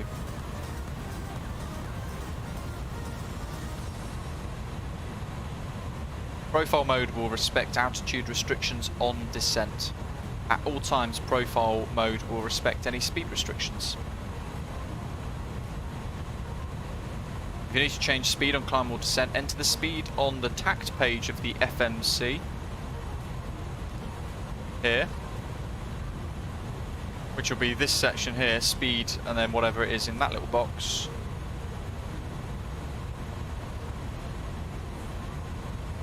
And that will keep you in profile mode to fly at your new speed that you've chosen. Note, after you've entered the speed here, you need to click it again, enter, and then you then select it basically. So you click it, enter it, and then you click it again to select it. If you change speed on the FCU, it would put you into flight level change mode, which then wouldn't respect any altitude restrictions. To later return to the calculated speed, you would select Econ on the tact page. The VATSIM on the approach page, which is there, 137 at the moment, already has a 5-knot wind correction added, so this can be used as your final target speed on short finals. Awesome. Very informative.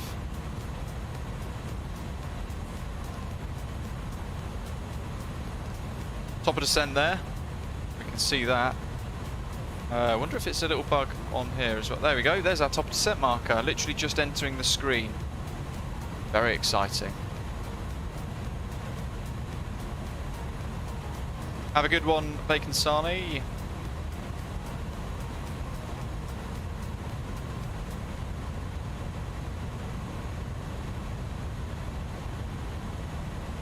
Matthew, yeah, well, so yeah, so we're setting the ILS for the ILS landing, which is this, but the missed approach procedure requires us to fly on an outbound radial of 090 from the Kuwait VOR.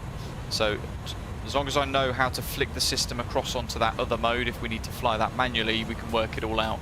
Oggy OG saying he's loving the aircraft on Xbox. Excellent. Kevy was asking, what were you just reading? It's some tips that one of our channel members, Ashley, has put onto the members section, the club lounge inside Discord.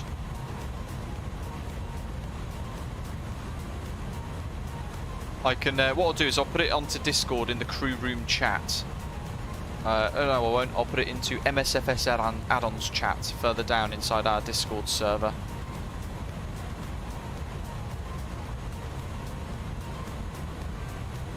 So that all of you guys can read it too. I'm sure you'll find it all very helpful. Tips about the cost index as well.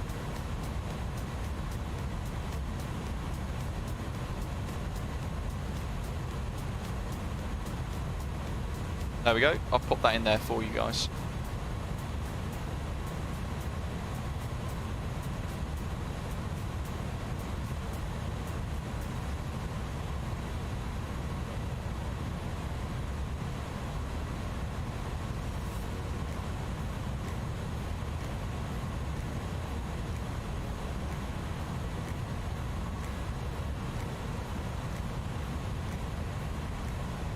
Que vistes gracias.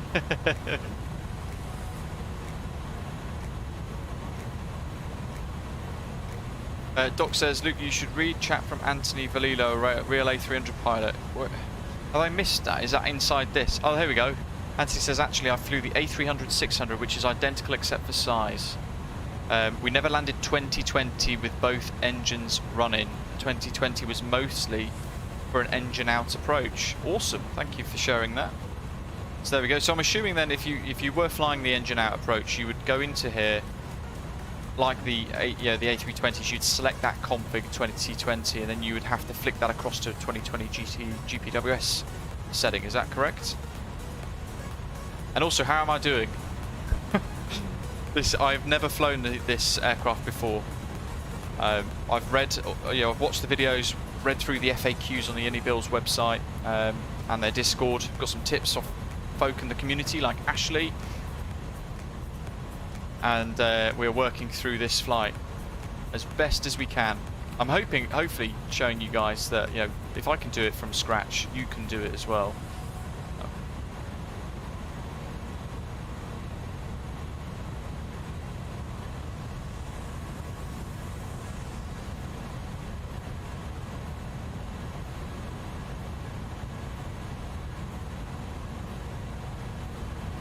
Very impressed with this aeroplane. They have done a remarkable job. I'm sure you guys think. The only question that's still outstanding is, are we going to get the performance issues on our approach? Actually, good stuff. So I'm doing all right. Been a while since I flew this from 1990 to 1998. Fantastic. I've been enjoying it on X-Plane for a while as well. Coco Lada says, have you got any plans to stream the DC-3? Ideally, yeah. I would like to at some point. Not sure where we're going to go with it yet, or how we're going to fly it, but yeah, I'd like to give it a go, most definitely. Cornelius, welcome. Good for you to join us.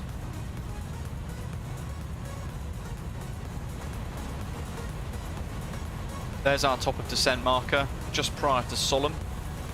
I wonder if there's anything in the checklists.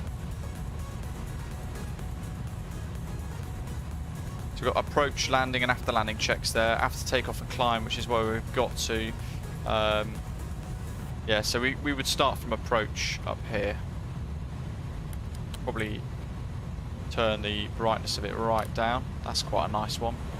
And he's flown on the DC-3 out of the Bahamas to Miami, very cool.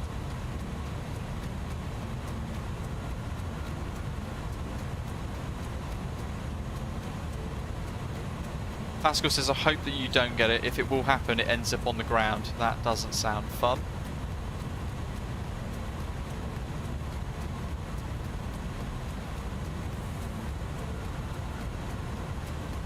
Yeah, MPS Gaming, so you still have, just to show what Anthony's trying to explain there, you've still got a 2020 setting here, look. So we departed 15:15, so slats and flaps. Slats on the left hand side actually, so I'm picking up these little differences here actually as I'm looking at it. Slats on the left, flap indication on the right, and you'd move the lever down to whichever setting you need. So for us, we're going to land slats 30, flap 40. For an engine out approach, we'd have flap 20, slat 20 and flap 20.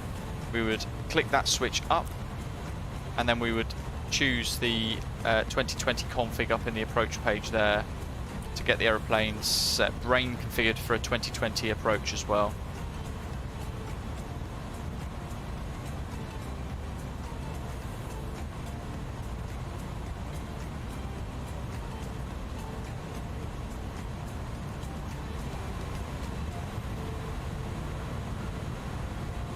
Neil says, I've only flown on one A310, a Lufthansa A310, from Heathrow to Frankfurt in 2002. That'd be a cool route to replicate as well. Most definitely.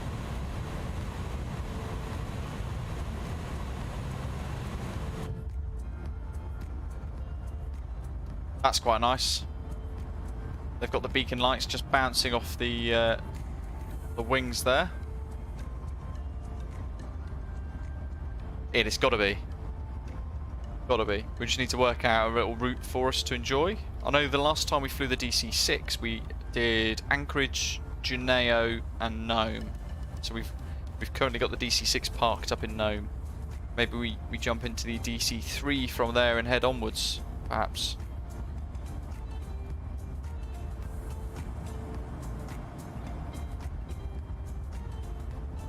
Mark, yeah, iniBuilds got a great playlist on YouTube to help learn the A310. I've watched some of it.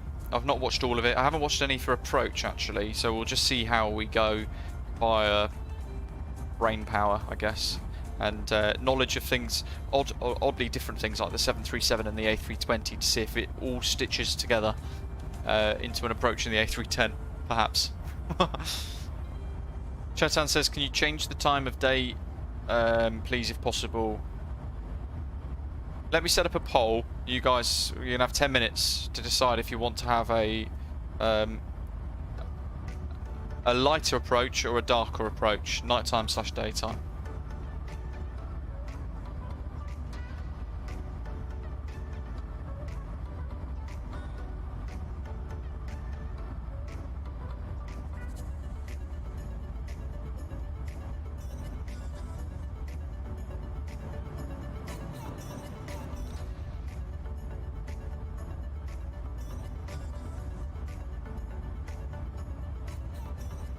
Where do you read the trim settings, Steve asks?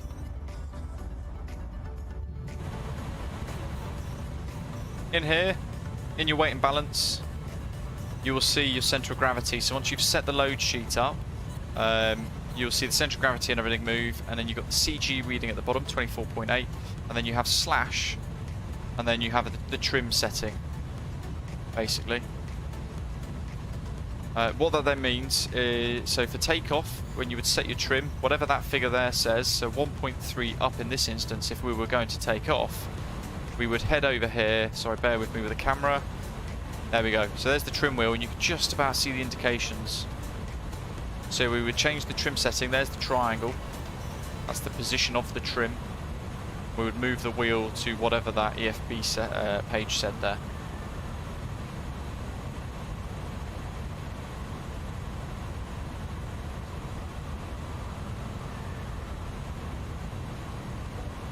MPS Gaming, no, so you're getting confused between the two there. So slats are the flaps at the front of the wing, the slats that extend out the front of the wing, the leading edge, and the flaps are the ones at the trailing edge.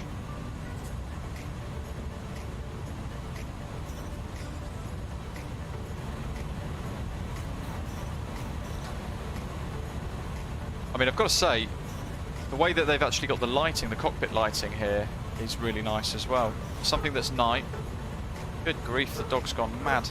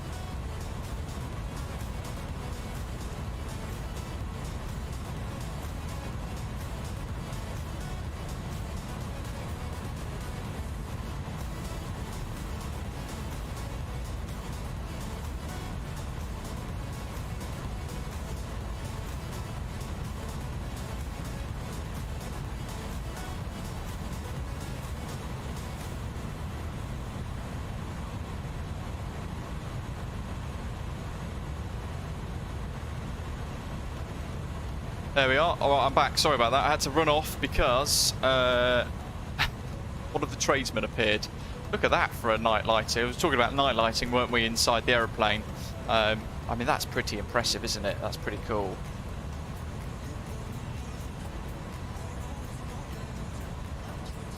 Oggy saying, I'm still amazed how they got it running on Xbox. It's pretty cool, isn't it? Delta Tango, hello, saying, how is the dog settling into the new home? So, the first, well, for a little while, he was a little bit nervous, I think. But he's very quickly got used to it, you know. Yesterday, especially, he's getting a bit more confident with the house and the area. And he's now sort of been like, oh, we're going home, brilliant. And he tries to lead the way almost, which is quite clever. Let's set to 2,500. I just want to see how this manages itself on descent. You know what, I'll just press and hold. Oh, hold on. Click it again. There we go. That's quicker. I just remembered the tip you guys gave me earlier. Thank you. 2,500. That'll do. Yeah, the rim arrows is quite dark, isn't it? But yeah, you have to kind of try and see it as best as you can. Beeline Pilot, I'm using just the default sim brief profile for the A310. There's one in the list. I've selected that today.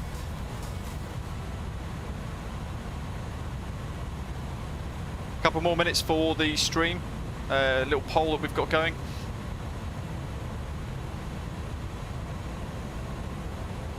Cost index lower than 45 is not possible for me. Then the plane goes into stalling cruise. Yeah,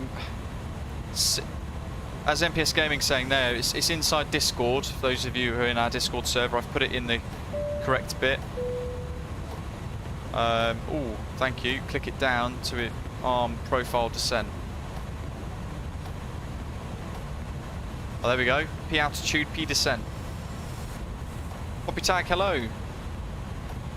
Yeah, cost index 30 is a bit too low. It's a little bit different. The cost index for me today was 70, I think it was, or 75, I think I put in.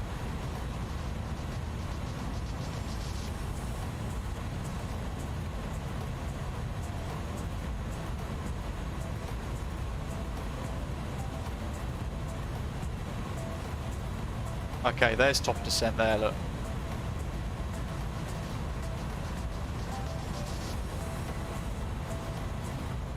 So on the memo, if we, let's see, if we clear that, that doesn't, that's a different system.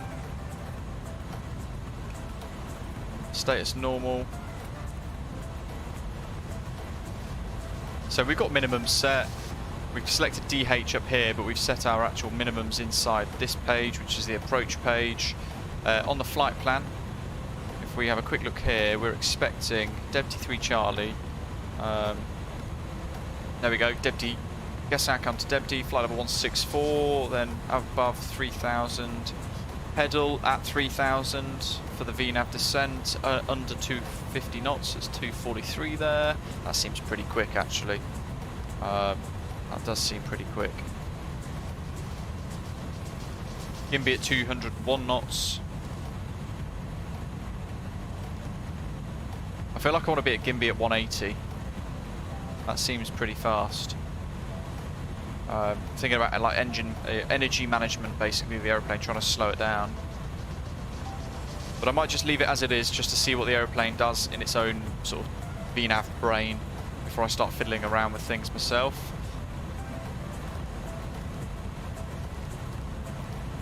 Happy days. All right. What's the worst that could happen?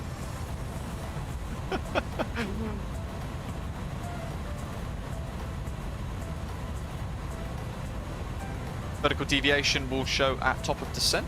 Thank you. In fact, top of descent is pretty much now. So we'll see some changes now. We'll just watch the primary flight display for a little bit.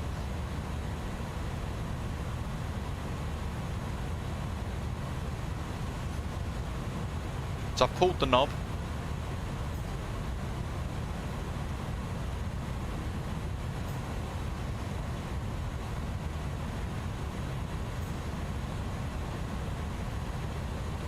'93 said, let's hope you had a good descent. It had me 1,000 above yesterday, way too high. Speed descent's flashing.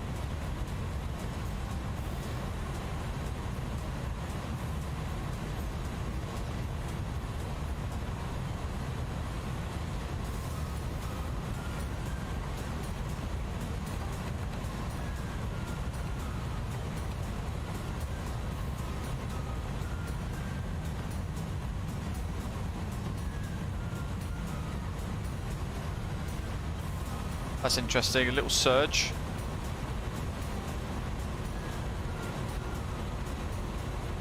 Okay, there we go. Now descent is active. Listen to the engine change.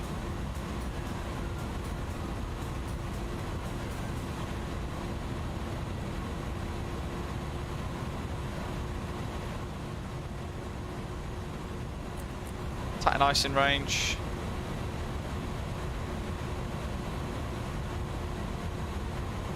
Good grief, that was a close poll.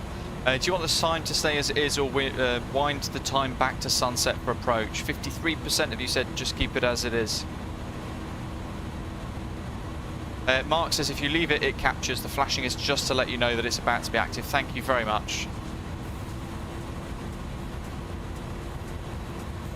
Pascal says watch your speed. Yeah, we had this little surge of N1 there, didn't we? It kind of throttled up, which is a little bit weird. But it is stabilising. We're just keeping an eye on it.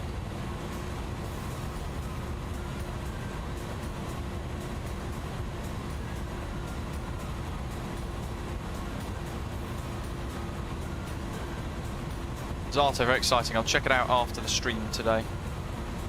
MPS Gaming saying, how is it going with the Sky Simulation MD-11? I'm going to be working on a video for that tomorrow, folks. That review that I spoke about the other day. In short, there's a lot to be, there's a lot left to be worked on. For the price, very, very, very expensive for what you get. I don't think it's worth the money, but I'll explain in a review and I'll show you guys all the different features of that SkySim MD-11. I'll be working on it throughout tomorrow to share that with you guys. Takika, there's a wing view. You wanted a cabin view. Look at that.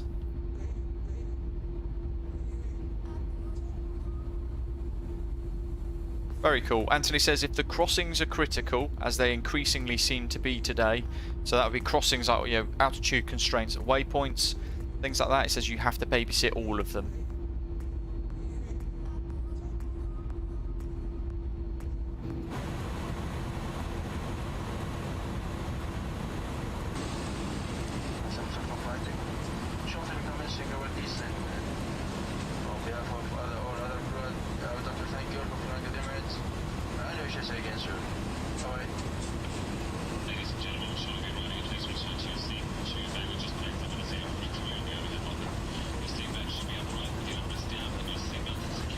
So going to pass KUMBO, flight level 360, really? Gesak flight level 164.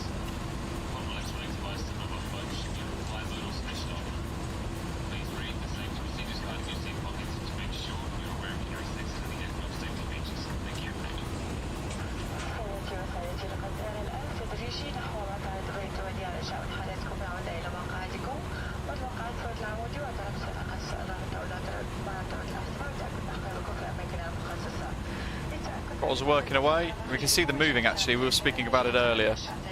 It doesn't have a climb gate like the A320, so there's the throttles in action. Kevin, yes, that happened to me. The initial load happened very quickly. There's an issue with WASM compilation. Now this is the first time flying it, so I'm not sure if we're going to have problems on arrival.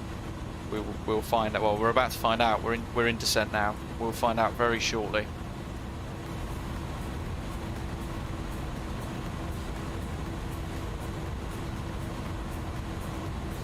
Please don't let the flaps fail. I will try not to.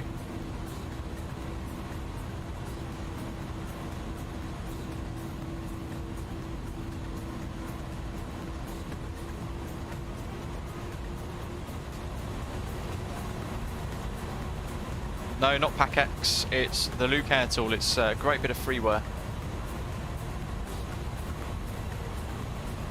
Let's bring that range in a little bit.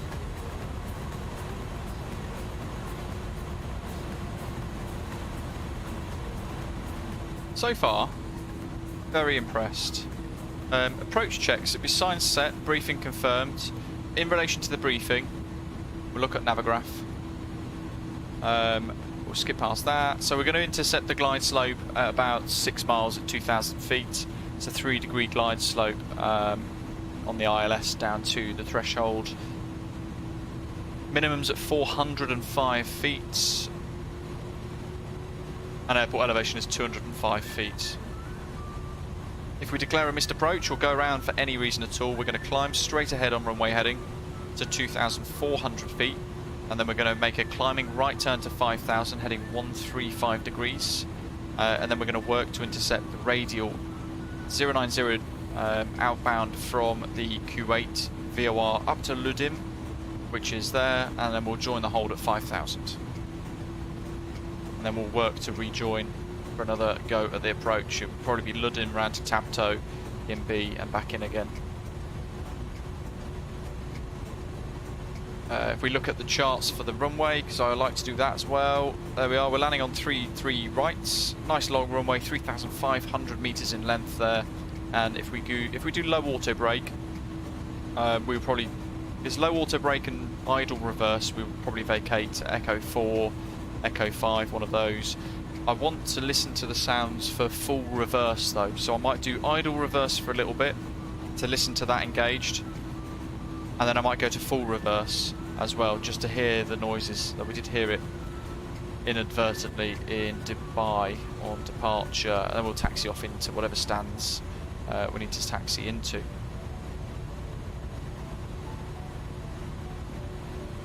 And there's our routing. Guest sack already.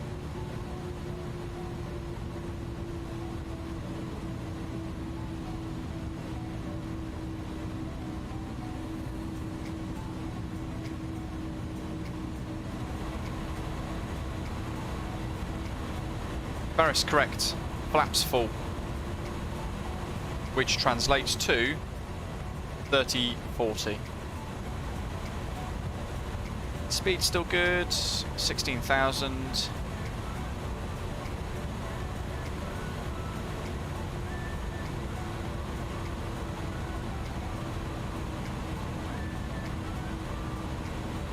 Rotofib, good grief. Did you divert? How did it go? Delta Tango says Bakazato's cargo picture looks awesome. 28 degrees Fahrenheit this morning in Wisconsin. Wow, that is cold. I think you can preset, can't you?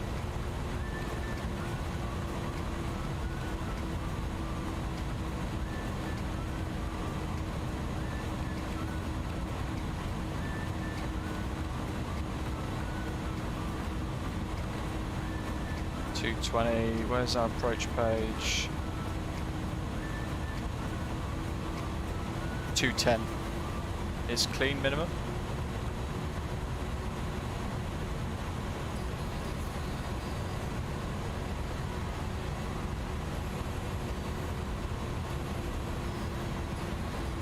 Beeline Pilot says, according to the iniBuilds tutorial, remember there is no late flaps here. You should be fully geared up for the ILS before you start the final descent profile, full flap and gear config. Good to know. So we might actually have to get the aeroplane to slow down a little bit quicker, mightn't we, than that, because at Gimby we're going to want to be at maybe 180 instead.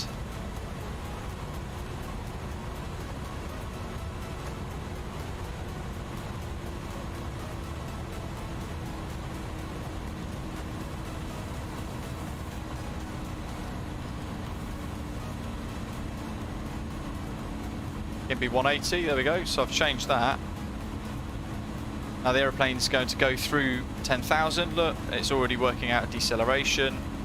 That's 250, and you know what, I think now I will drop the music so we can just listen to the engines and all the noises.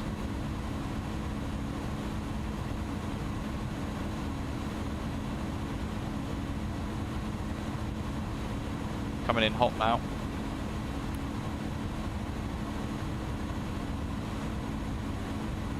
Hold on.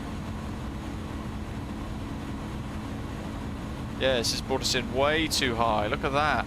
We've left it to do its own thing.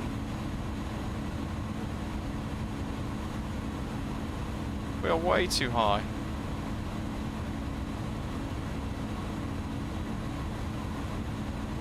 Okay, well, we're going to see if we can make this work. See what signs on through 10.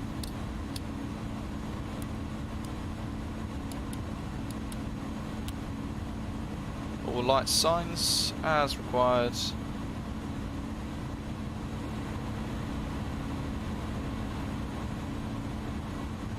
There it is. Turn that off. Let's get them emissives. Look at that.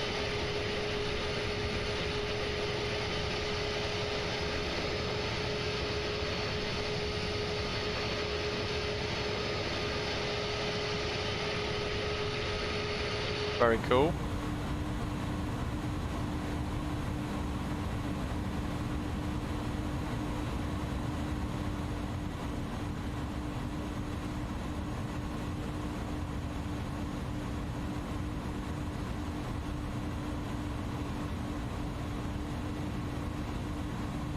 Speed brakes deployed. There's the little indication.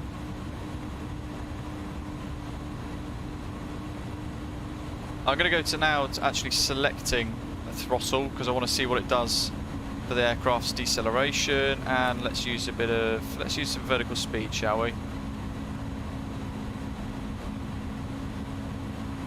Let's just be proactive in trying to get this get this dealt with. Doc, you know what? I don't think it is. No, or at least our approach speed at the moment is, I think, a Category C aircraft. Though I'm not sure what my sim brief profile said. I did file it on VATSIM in a bit of a hurry.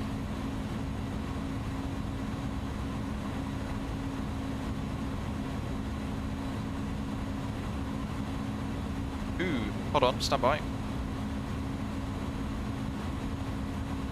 1017 for QNH.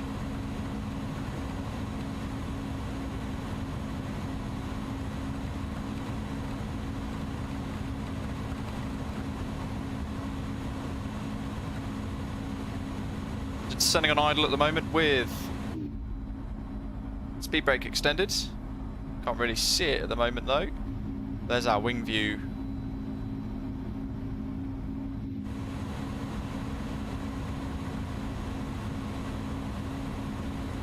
Does hold exist in the FMC?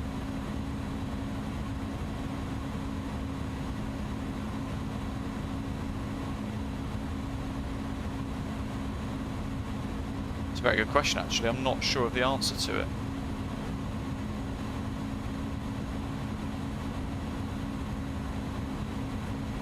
Kuwait to traffic, Emirates 101, Airbus A310, QNH 1017 is inbound 10 track miles south of Pedal on the DEBTI 3 Charlie arrival. Expecting ILS Yankee, runway 33 right, will report Gimby, Kuwait traffic.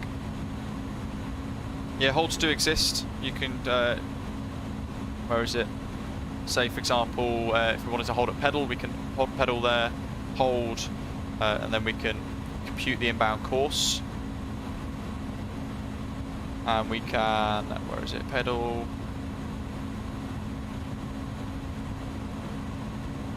There would be a left turn.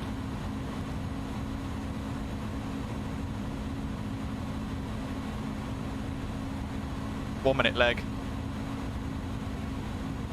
Oh, we can insert that actually if you want.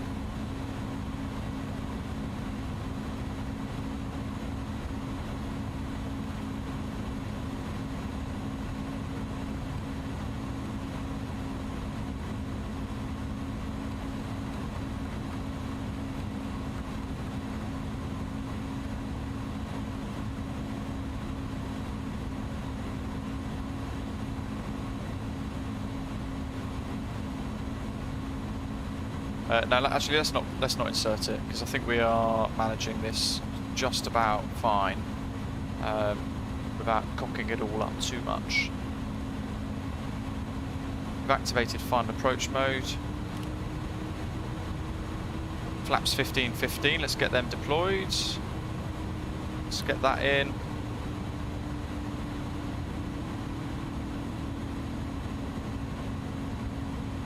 Into Gimby.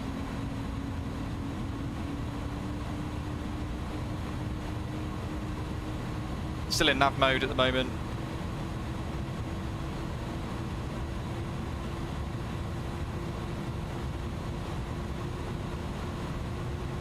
There's Kuwait. What's the course? 332.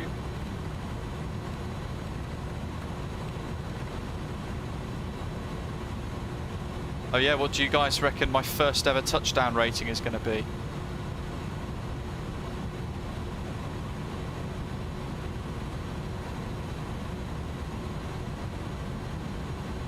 There's a question for you. Next set of flaps we'll go for 2020.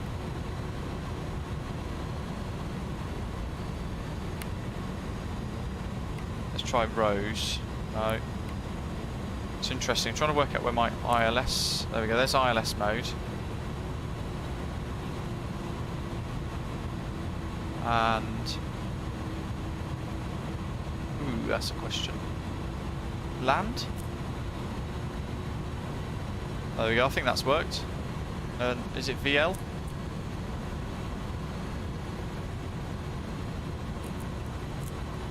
There we go, so glide slope and locker armed.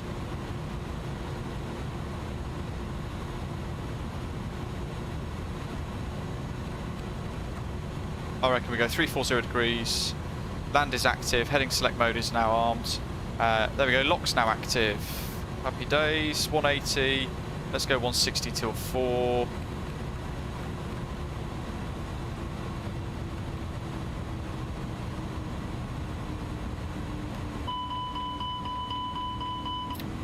There we go, so there's gear down, then flap 30 to 40.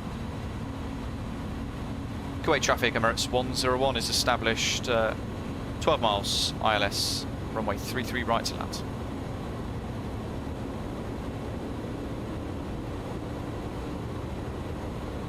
Speed brake armed, quick check of the checks.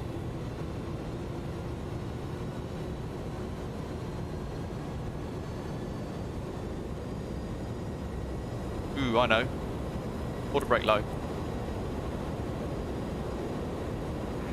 Lap set. Traffic, Emirates 106, descending to 6000, expect ILS, retreat right.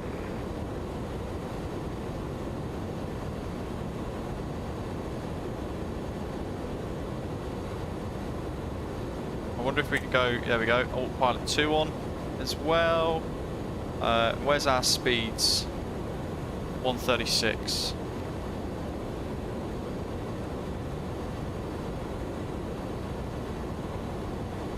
Where's the glide slope? Not yet. The glide slope for us is going to capture around about there.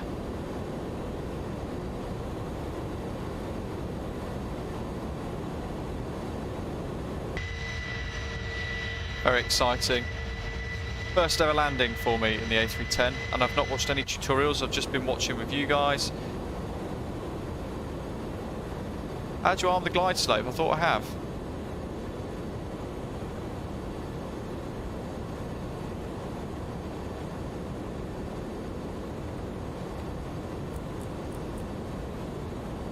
Okay, maybe we'll just turn it off and on again. Look, there we go. I think maybe because we changed altitude select, it dropped off. Unless I've missed a setting somewhere.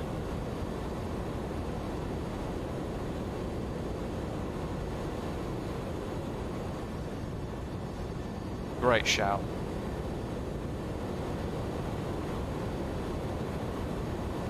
Okay, glide slope's now creeping. We are gear down, 3 green, and locked. Flaps set 30-40. Water brakes armed. Watching the glide slope. We're going to go to our final approach speed, 135.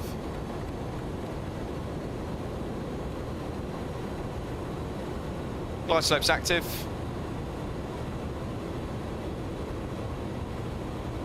Did you have to manually input the ILS frequency? Juliet Charlie Mike saying yes, down here in the centre, that.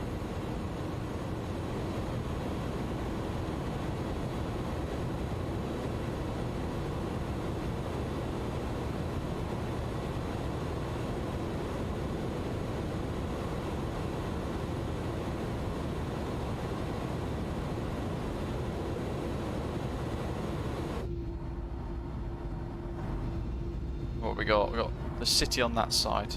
There we are.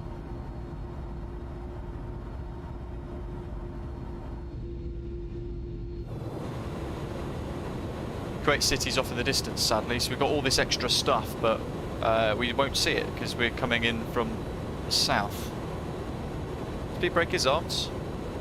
Look. See? Disarmed, rearmed.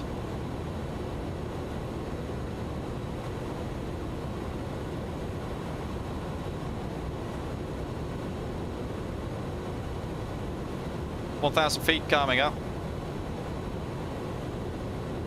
And I'll hand fly the last bit to see how it handles.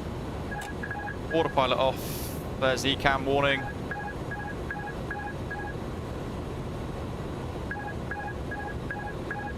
Goodness me. Let's clear that. Don't know how to stop the ruddy noise.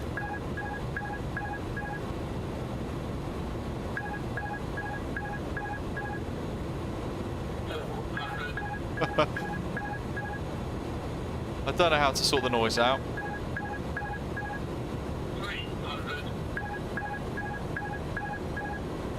So I'll ignore it because we are at this critical stage.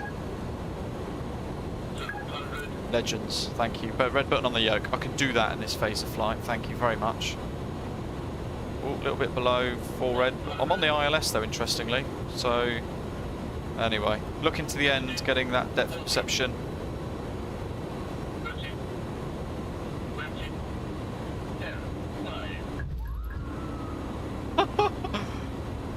We got it down.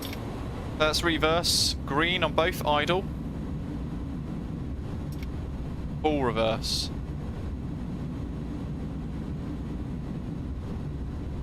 That was a hard landing, wasn't it? Wowzers.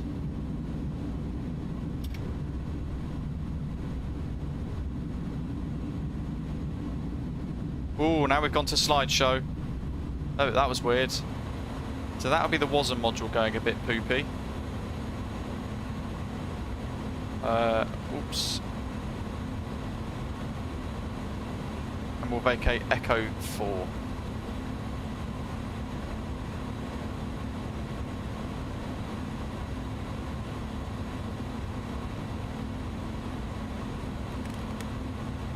Bring the gear up. Brake temperatures off. High, let's turn the brake fans on. Yeah, still a centre line landing, wasn't it? Not too bad. Kuwait. We'll vacate, just get clear of the runway, and we'll work out where Doc found that we need to park. Gate 21. Kuwait traffic, Emirates 101, runway vacated.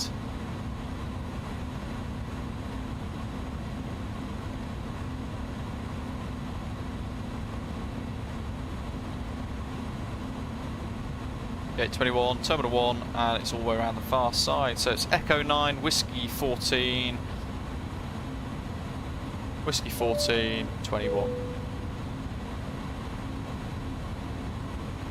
Kuwait traffic, Emirates 101, taxi to stand 21 via Echo 4, Echo 9, and Whiskey 14, Kuwait traffic. On idle, we can pop the landing lights off and the wing lights off, nose light on taxi, strobe light can stay back on auto. We can put the APU master to the on position and start it.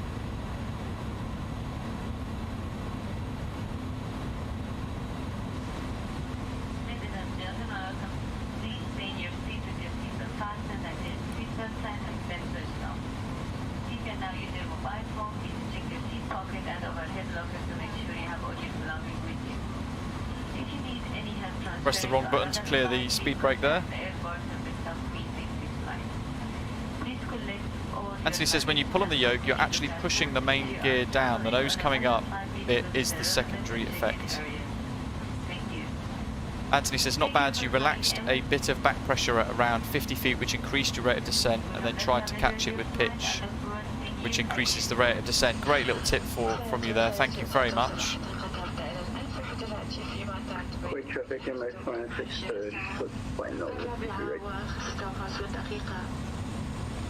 أرجع بحالاتكم بقى إجازتنا في مقاعدكم تتوقف الطائرة نهائيا وتدفع إشادة أحوال المقاعد ونرجوكم انتباه الحذر. What I should have done really as well, because I'm just trying to get used to where all the lights and things are.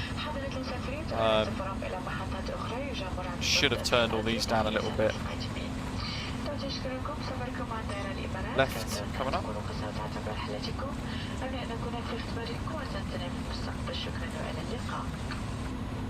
Oop, that's off.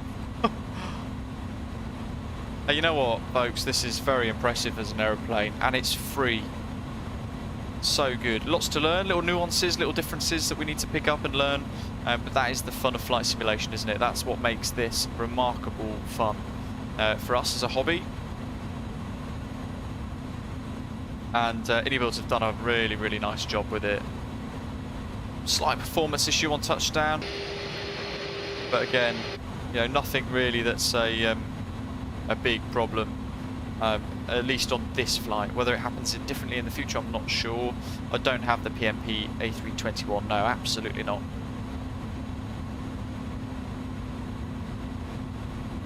Anthony says, ideally we want the flare to involve a continuous pull without any forward movement of the yoke. Takes a while to perfect that. Wow, okay. That's something to work on.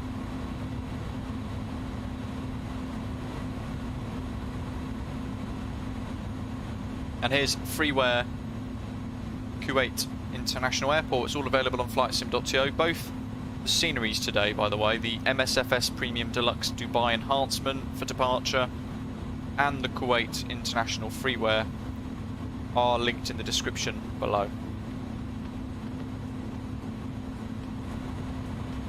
We will follow the greens round to Whiskey 14, which is our next term. And then we are a couple of stands in.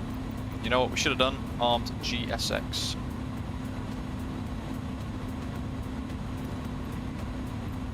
Gate 21. Shall we have a follow me car? Let's get led in, shall we? We will arrive in style.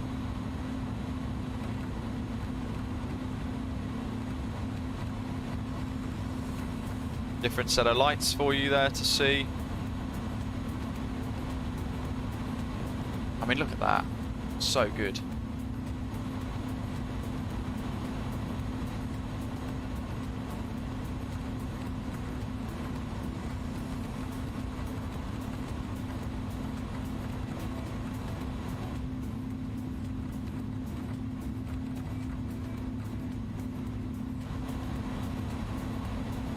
Where's that follow me car? 54 seconds away. I think we can bring the time back a little bit, can't we? So it's not just super dark.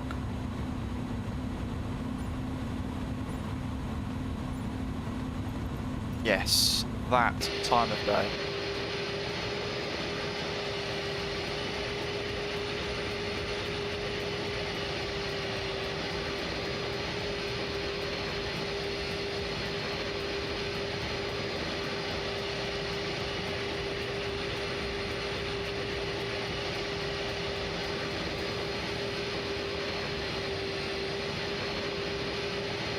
There's the follow me car.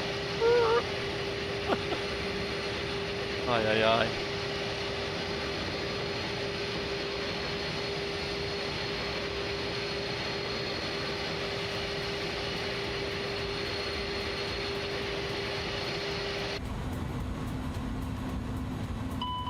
And we shall follow him. There's an interesting bug.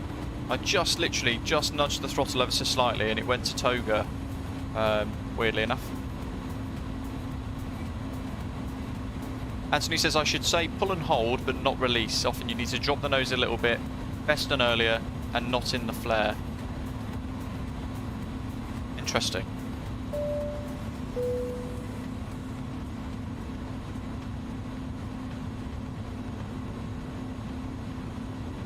Where have all my instrument lights gone?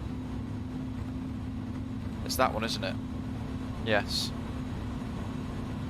And I want to turn the map light off up here. That's what's illuminating the pedestal, I think.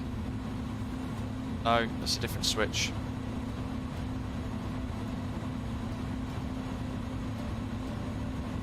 Chetan, thank you. Love a bit of GSX as well to see us in.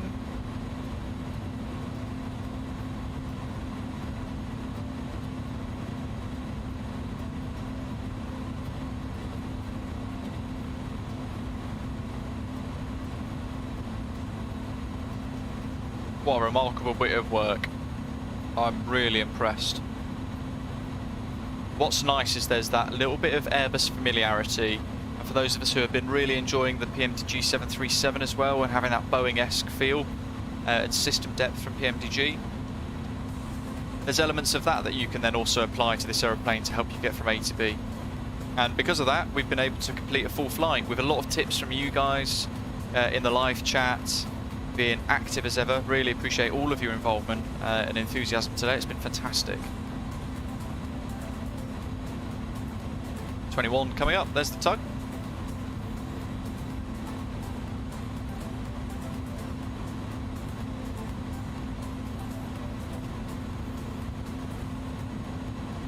He's going to do a real sharp turn now and screw me over. There he is. Joey Goofy says, are you going to make a tutorial series for the A310? It depends if that's what you guys want. There's already some very good tutorials from the iniBuilds team. So I don't know if it's something that I think is maybe necessary from me, but if it's something you guys would like to see, then I could maybe think about doing a few little things, but I'd need to learn the aircraft more as well. Turn around onto stand here.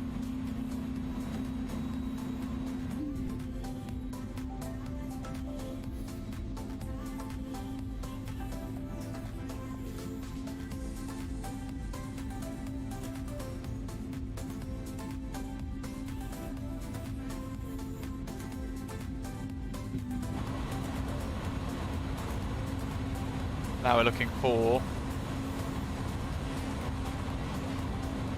our operator for the thing. We need to put AP on bleed. While I remember, let's do that quick. I mean, the one thing GSX does help with is seeing those numbers there. We can see how accurate we're being. It allows us to cheat a little bit. Got an audience watching us there as well in the terminal.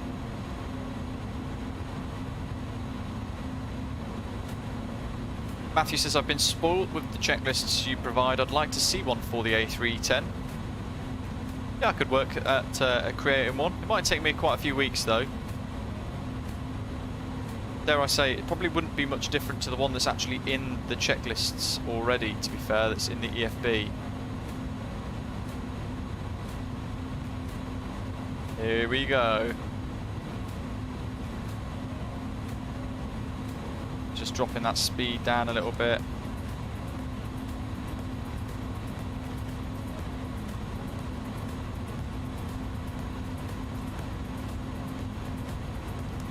Bar brake on. That's all good. Please get engines. You know what I forgot to do? Runway turn off lights. I knew there was weirdness on the lights there. That's the dome lights. Dim and light. Storm lights. Need to work out what storm does. Something to learn for another day.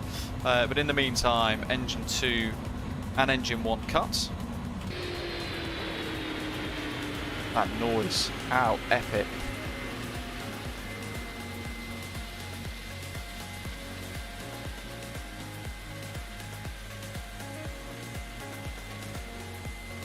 On GSX then, we can. Boarding requested. Oh, there we go. It's automatically done it. Fantastic.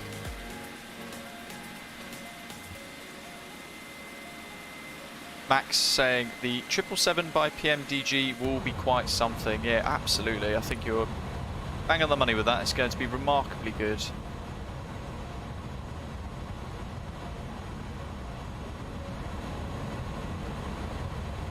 Not sure what she's doing, some sort of dance routine perhaps. David saying, looks like an amazing addition to the sim. Most definitely.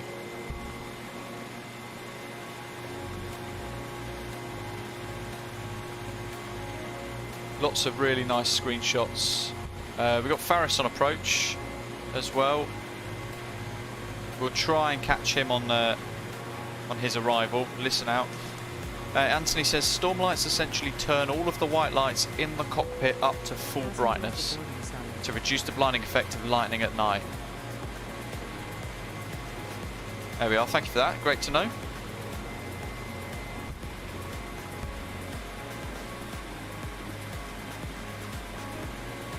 MPS, no, I really like GSX. The latest update includes the A310, so it's compatible with it. I mean, look at that. And it does add that really nice extra bit of immersion. The only thing that is a bit knock is we haven't got a profile here at Kuwait. Because of that, the jetties aren't working.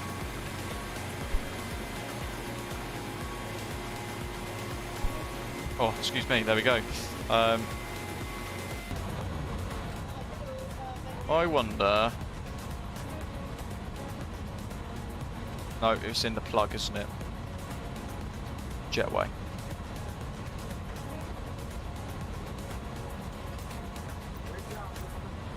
Great job.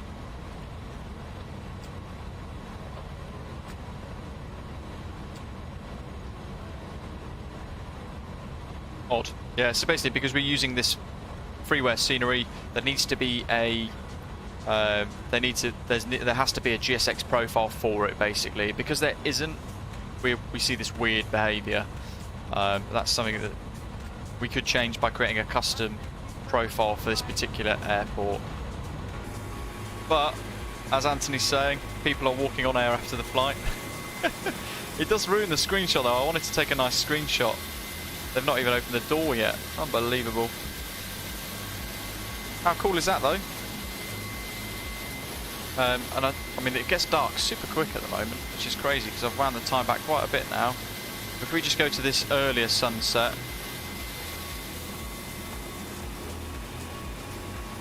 There's the Emirates aircraft that flew along, I believe. And that is the freeware Kuwait. It's quite cool, isn't it?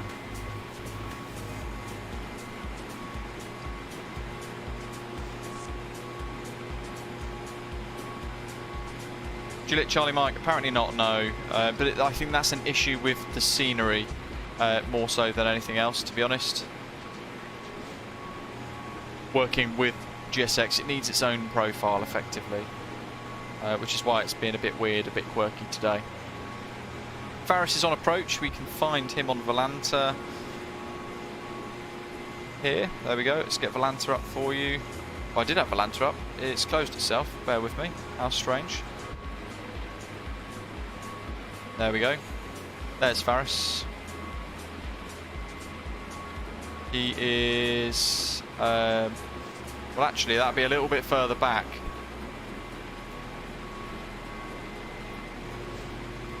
Ian's just departed Dubai, actually, flying the same route.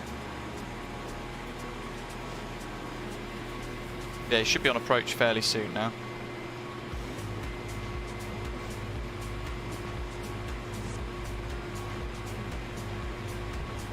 Out of curiosity, for those of you who are here, who have tuned in, who is finding that that WASM module being really problematic for you?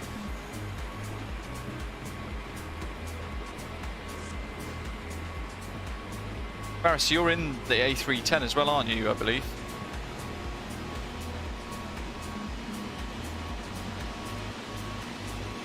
Ian, took me that long to get it going. You're in the A310 as well. How are you finding it, Ian?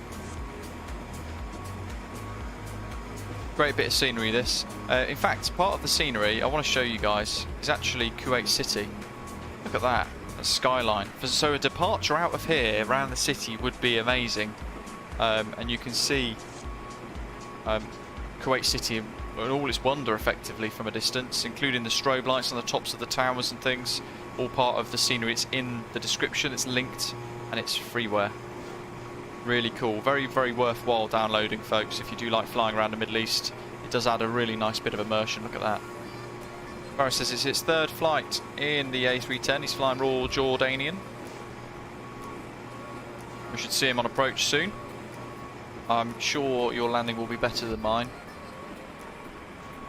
To be fair, I'm quite pleased with 400 odd foot per minute for a touchdown. But for a first ever touchdown, I've never flown an approach or anything in it. There he is. I can see his wing lights in the distance. Might be his landing lights actually. Ian says, love it. It was getting the SimBrief loading correctly. It needed my username and not SimBrief ID. Ah, yes. Good point there. If you are using SimBrief to feed your route in, you need to type your username, which you'll find in the account settings on SimBrief. Rotofib said, flew it last night for the first time and no issues for me. Weather radar was great. It was nasty going into Cape Hit. Eli Pilot had 89 foot per minute. Show off. Good effort. He's literally around about the centre of the screen at the moment. That's roughly where he's going to appear in a little bit. Beeline Pilot says, love how she reduces the throttle herself. Quite a cool feature. And little things like that that you need to get used to with the aeroplane. But wow, it's nice to have a free aircraft that offers such depth of simulation in the sim. Traffic, Jordania 9015. No, Tango, that would have been really cool. LS33 right.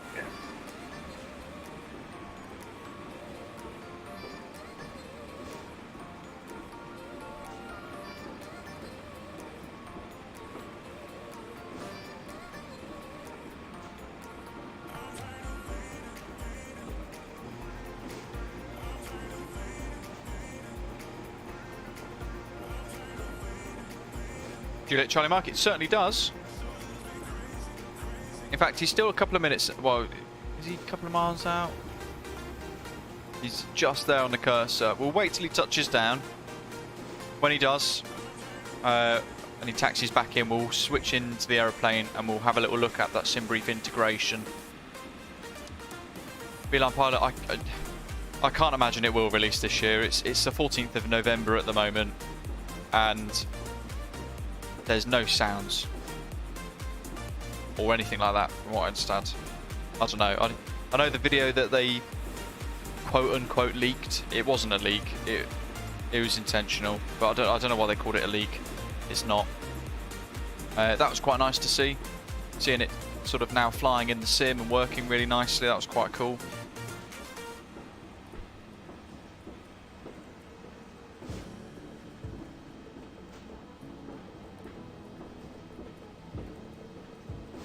MBS Gaming, SimBrief itself already has an A310 profile in it. And I don't know, I might have missed it in the chat earlier on if there is a difference or not with it, but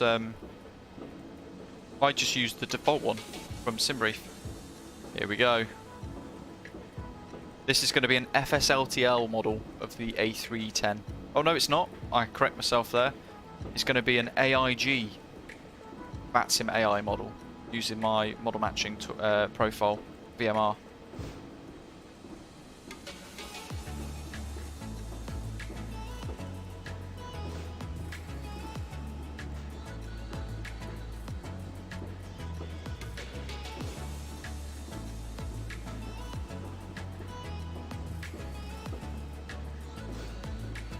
Cost index of 80 is a good one, Beeline. If you want to fly at Mach 80, cost index of 80. Oh, incredibly sad news, Ian. Yeah.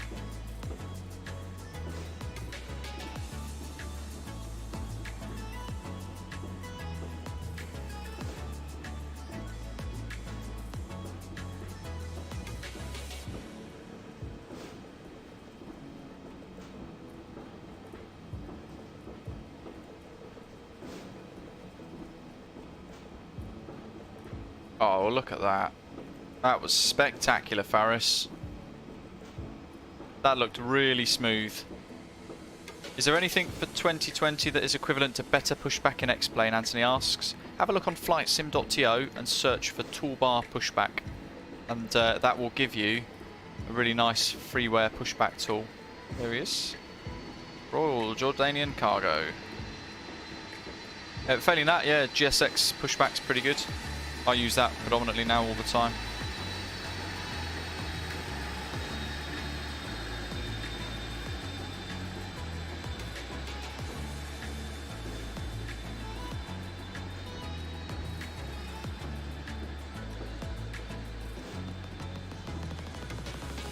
Ian, I know, exceptional, wasn't it? That's a complete contrast to my landing.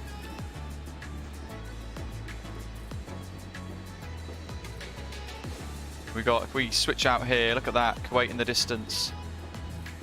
Kuwait traffic radar manager 15 at 33 right. And if I'm quick, bingo, there's a screenshot and a half. Sim brief integration. So, throttle calibration, by the way, we'll do this first. Calibrate thrust levers, it's in the settings cog here in the EFB. The Turtle Beach Velocity 1 flight for me does not have a reverse axis. So I select no, and then you go tap to calibrate. Start calibration. Set thrust levers to desired position, then confirm with button at the top of the page. So you look at where your throttles are, look, it shows you that's the current throttle position now. If I bring them back a little bit, it's that. If I completely idle them, you can hear it click in, and then you just confirm idle position. And then it says confirm toga, which is all the way to the top. Confirm toga, there we go. We have all that throttle range now for manual thrust control. In relation to sim brief, go to the FMS, click menu, ACAS, and then you just put in your sim brief username. Job done. And then you get your flight ready on sim brief. When it's all set up, ready to go, and you're in the sim waiting to pull all the data in, you just press request sim brief, and it will pull your route into the aircraft for you. But do check for accuracies as always, make sure that it is set as you need it to, and basically shows everything as you need it to as well. Anthony, yeah, the one you want to look for then is GSX, because they match a lot of the accents to parts of the world, which is a very nice little feature that they've added in. What have we got here? There's Faris. Lovely, lovely part of the world, this. Been to Kuwait, had some incredible food in the souks. Anthony, thank you very much for your tips today. Great to have a real A300/310 pilot in the room with us today. Really appreciate it. Some great tips shared in the live chat today. Our Aviation Alfie says the sim brief works on Xbox as well, which I'm impressed with. That's really cool. Did not know that. Over the next couple of days, folks, we're going to jump into the MD-11. Most likely tomorrow I'm going to try and get a review of that done. I know that's still a question outstanding hanging over everybody's heads. Is the Sky Simulation MD-11 worth 60-65 quid? In short, no. I'll go into a lot more detail in a review over the next few days to let you guys know what I think and well, show you various different elements of the aeroplane. Here's the iniBuilds A310, fantastic free edition thanks to the Microsoft Flight Simulator 40th anniversary edition. I can't believe this, the name Microsoft Flight Simulator, the brand, however you want to call it, has been going on that long. Incredible, really, isn't it, when you think about it? But wow, what a fantastic simulator that we've got as well, and it's coming into its own now, big time. Over the next 6 to 12 months, we can expect all these amazing aeroplanes like the PMDG 777 coming to the sim as well, and now we've got this fantastic A310 to enjoy as well. Great to have you all with us. Thank you very much for flying along. I hope you've all enjoyed it.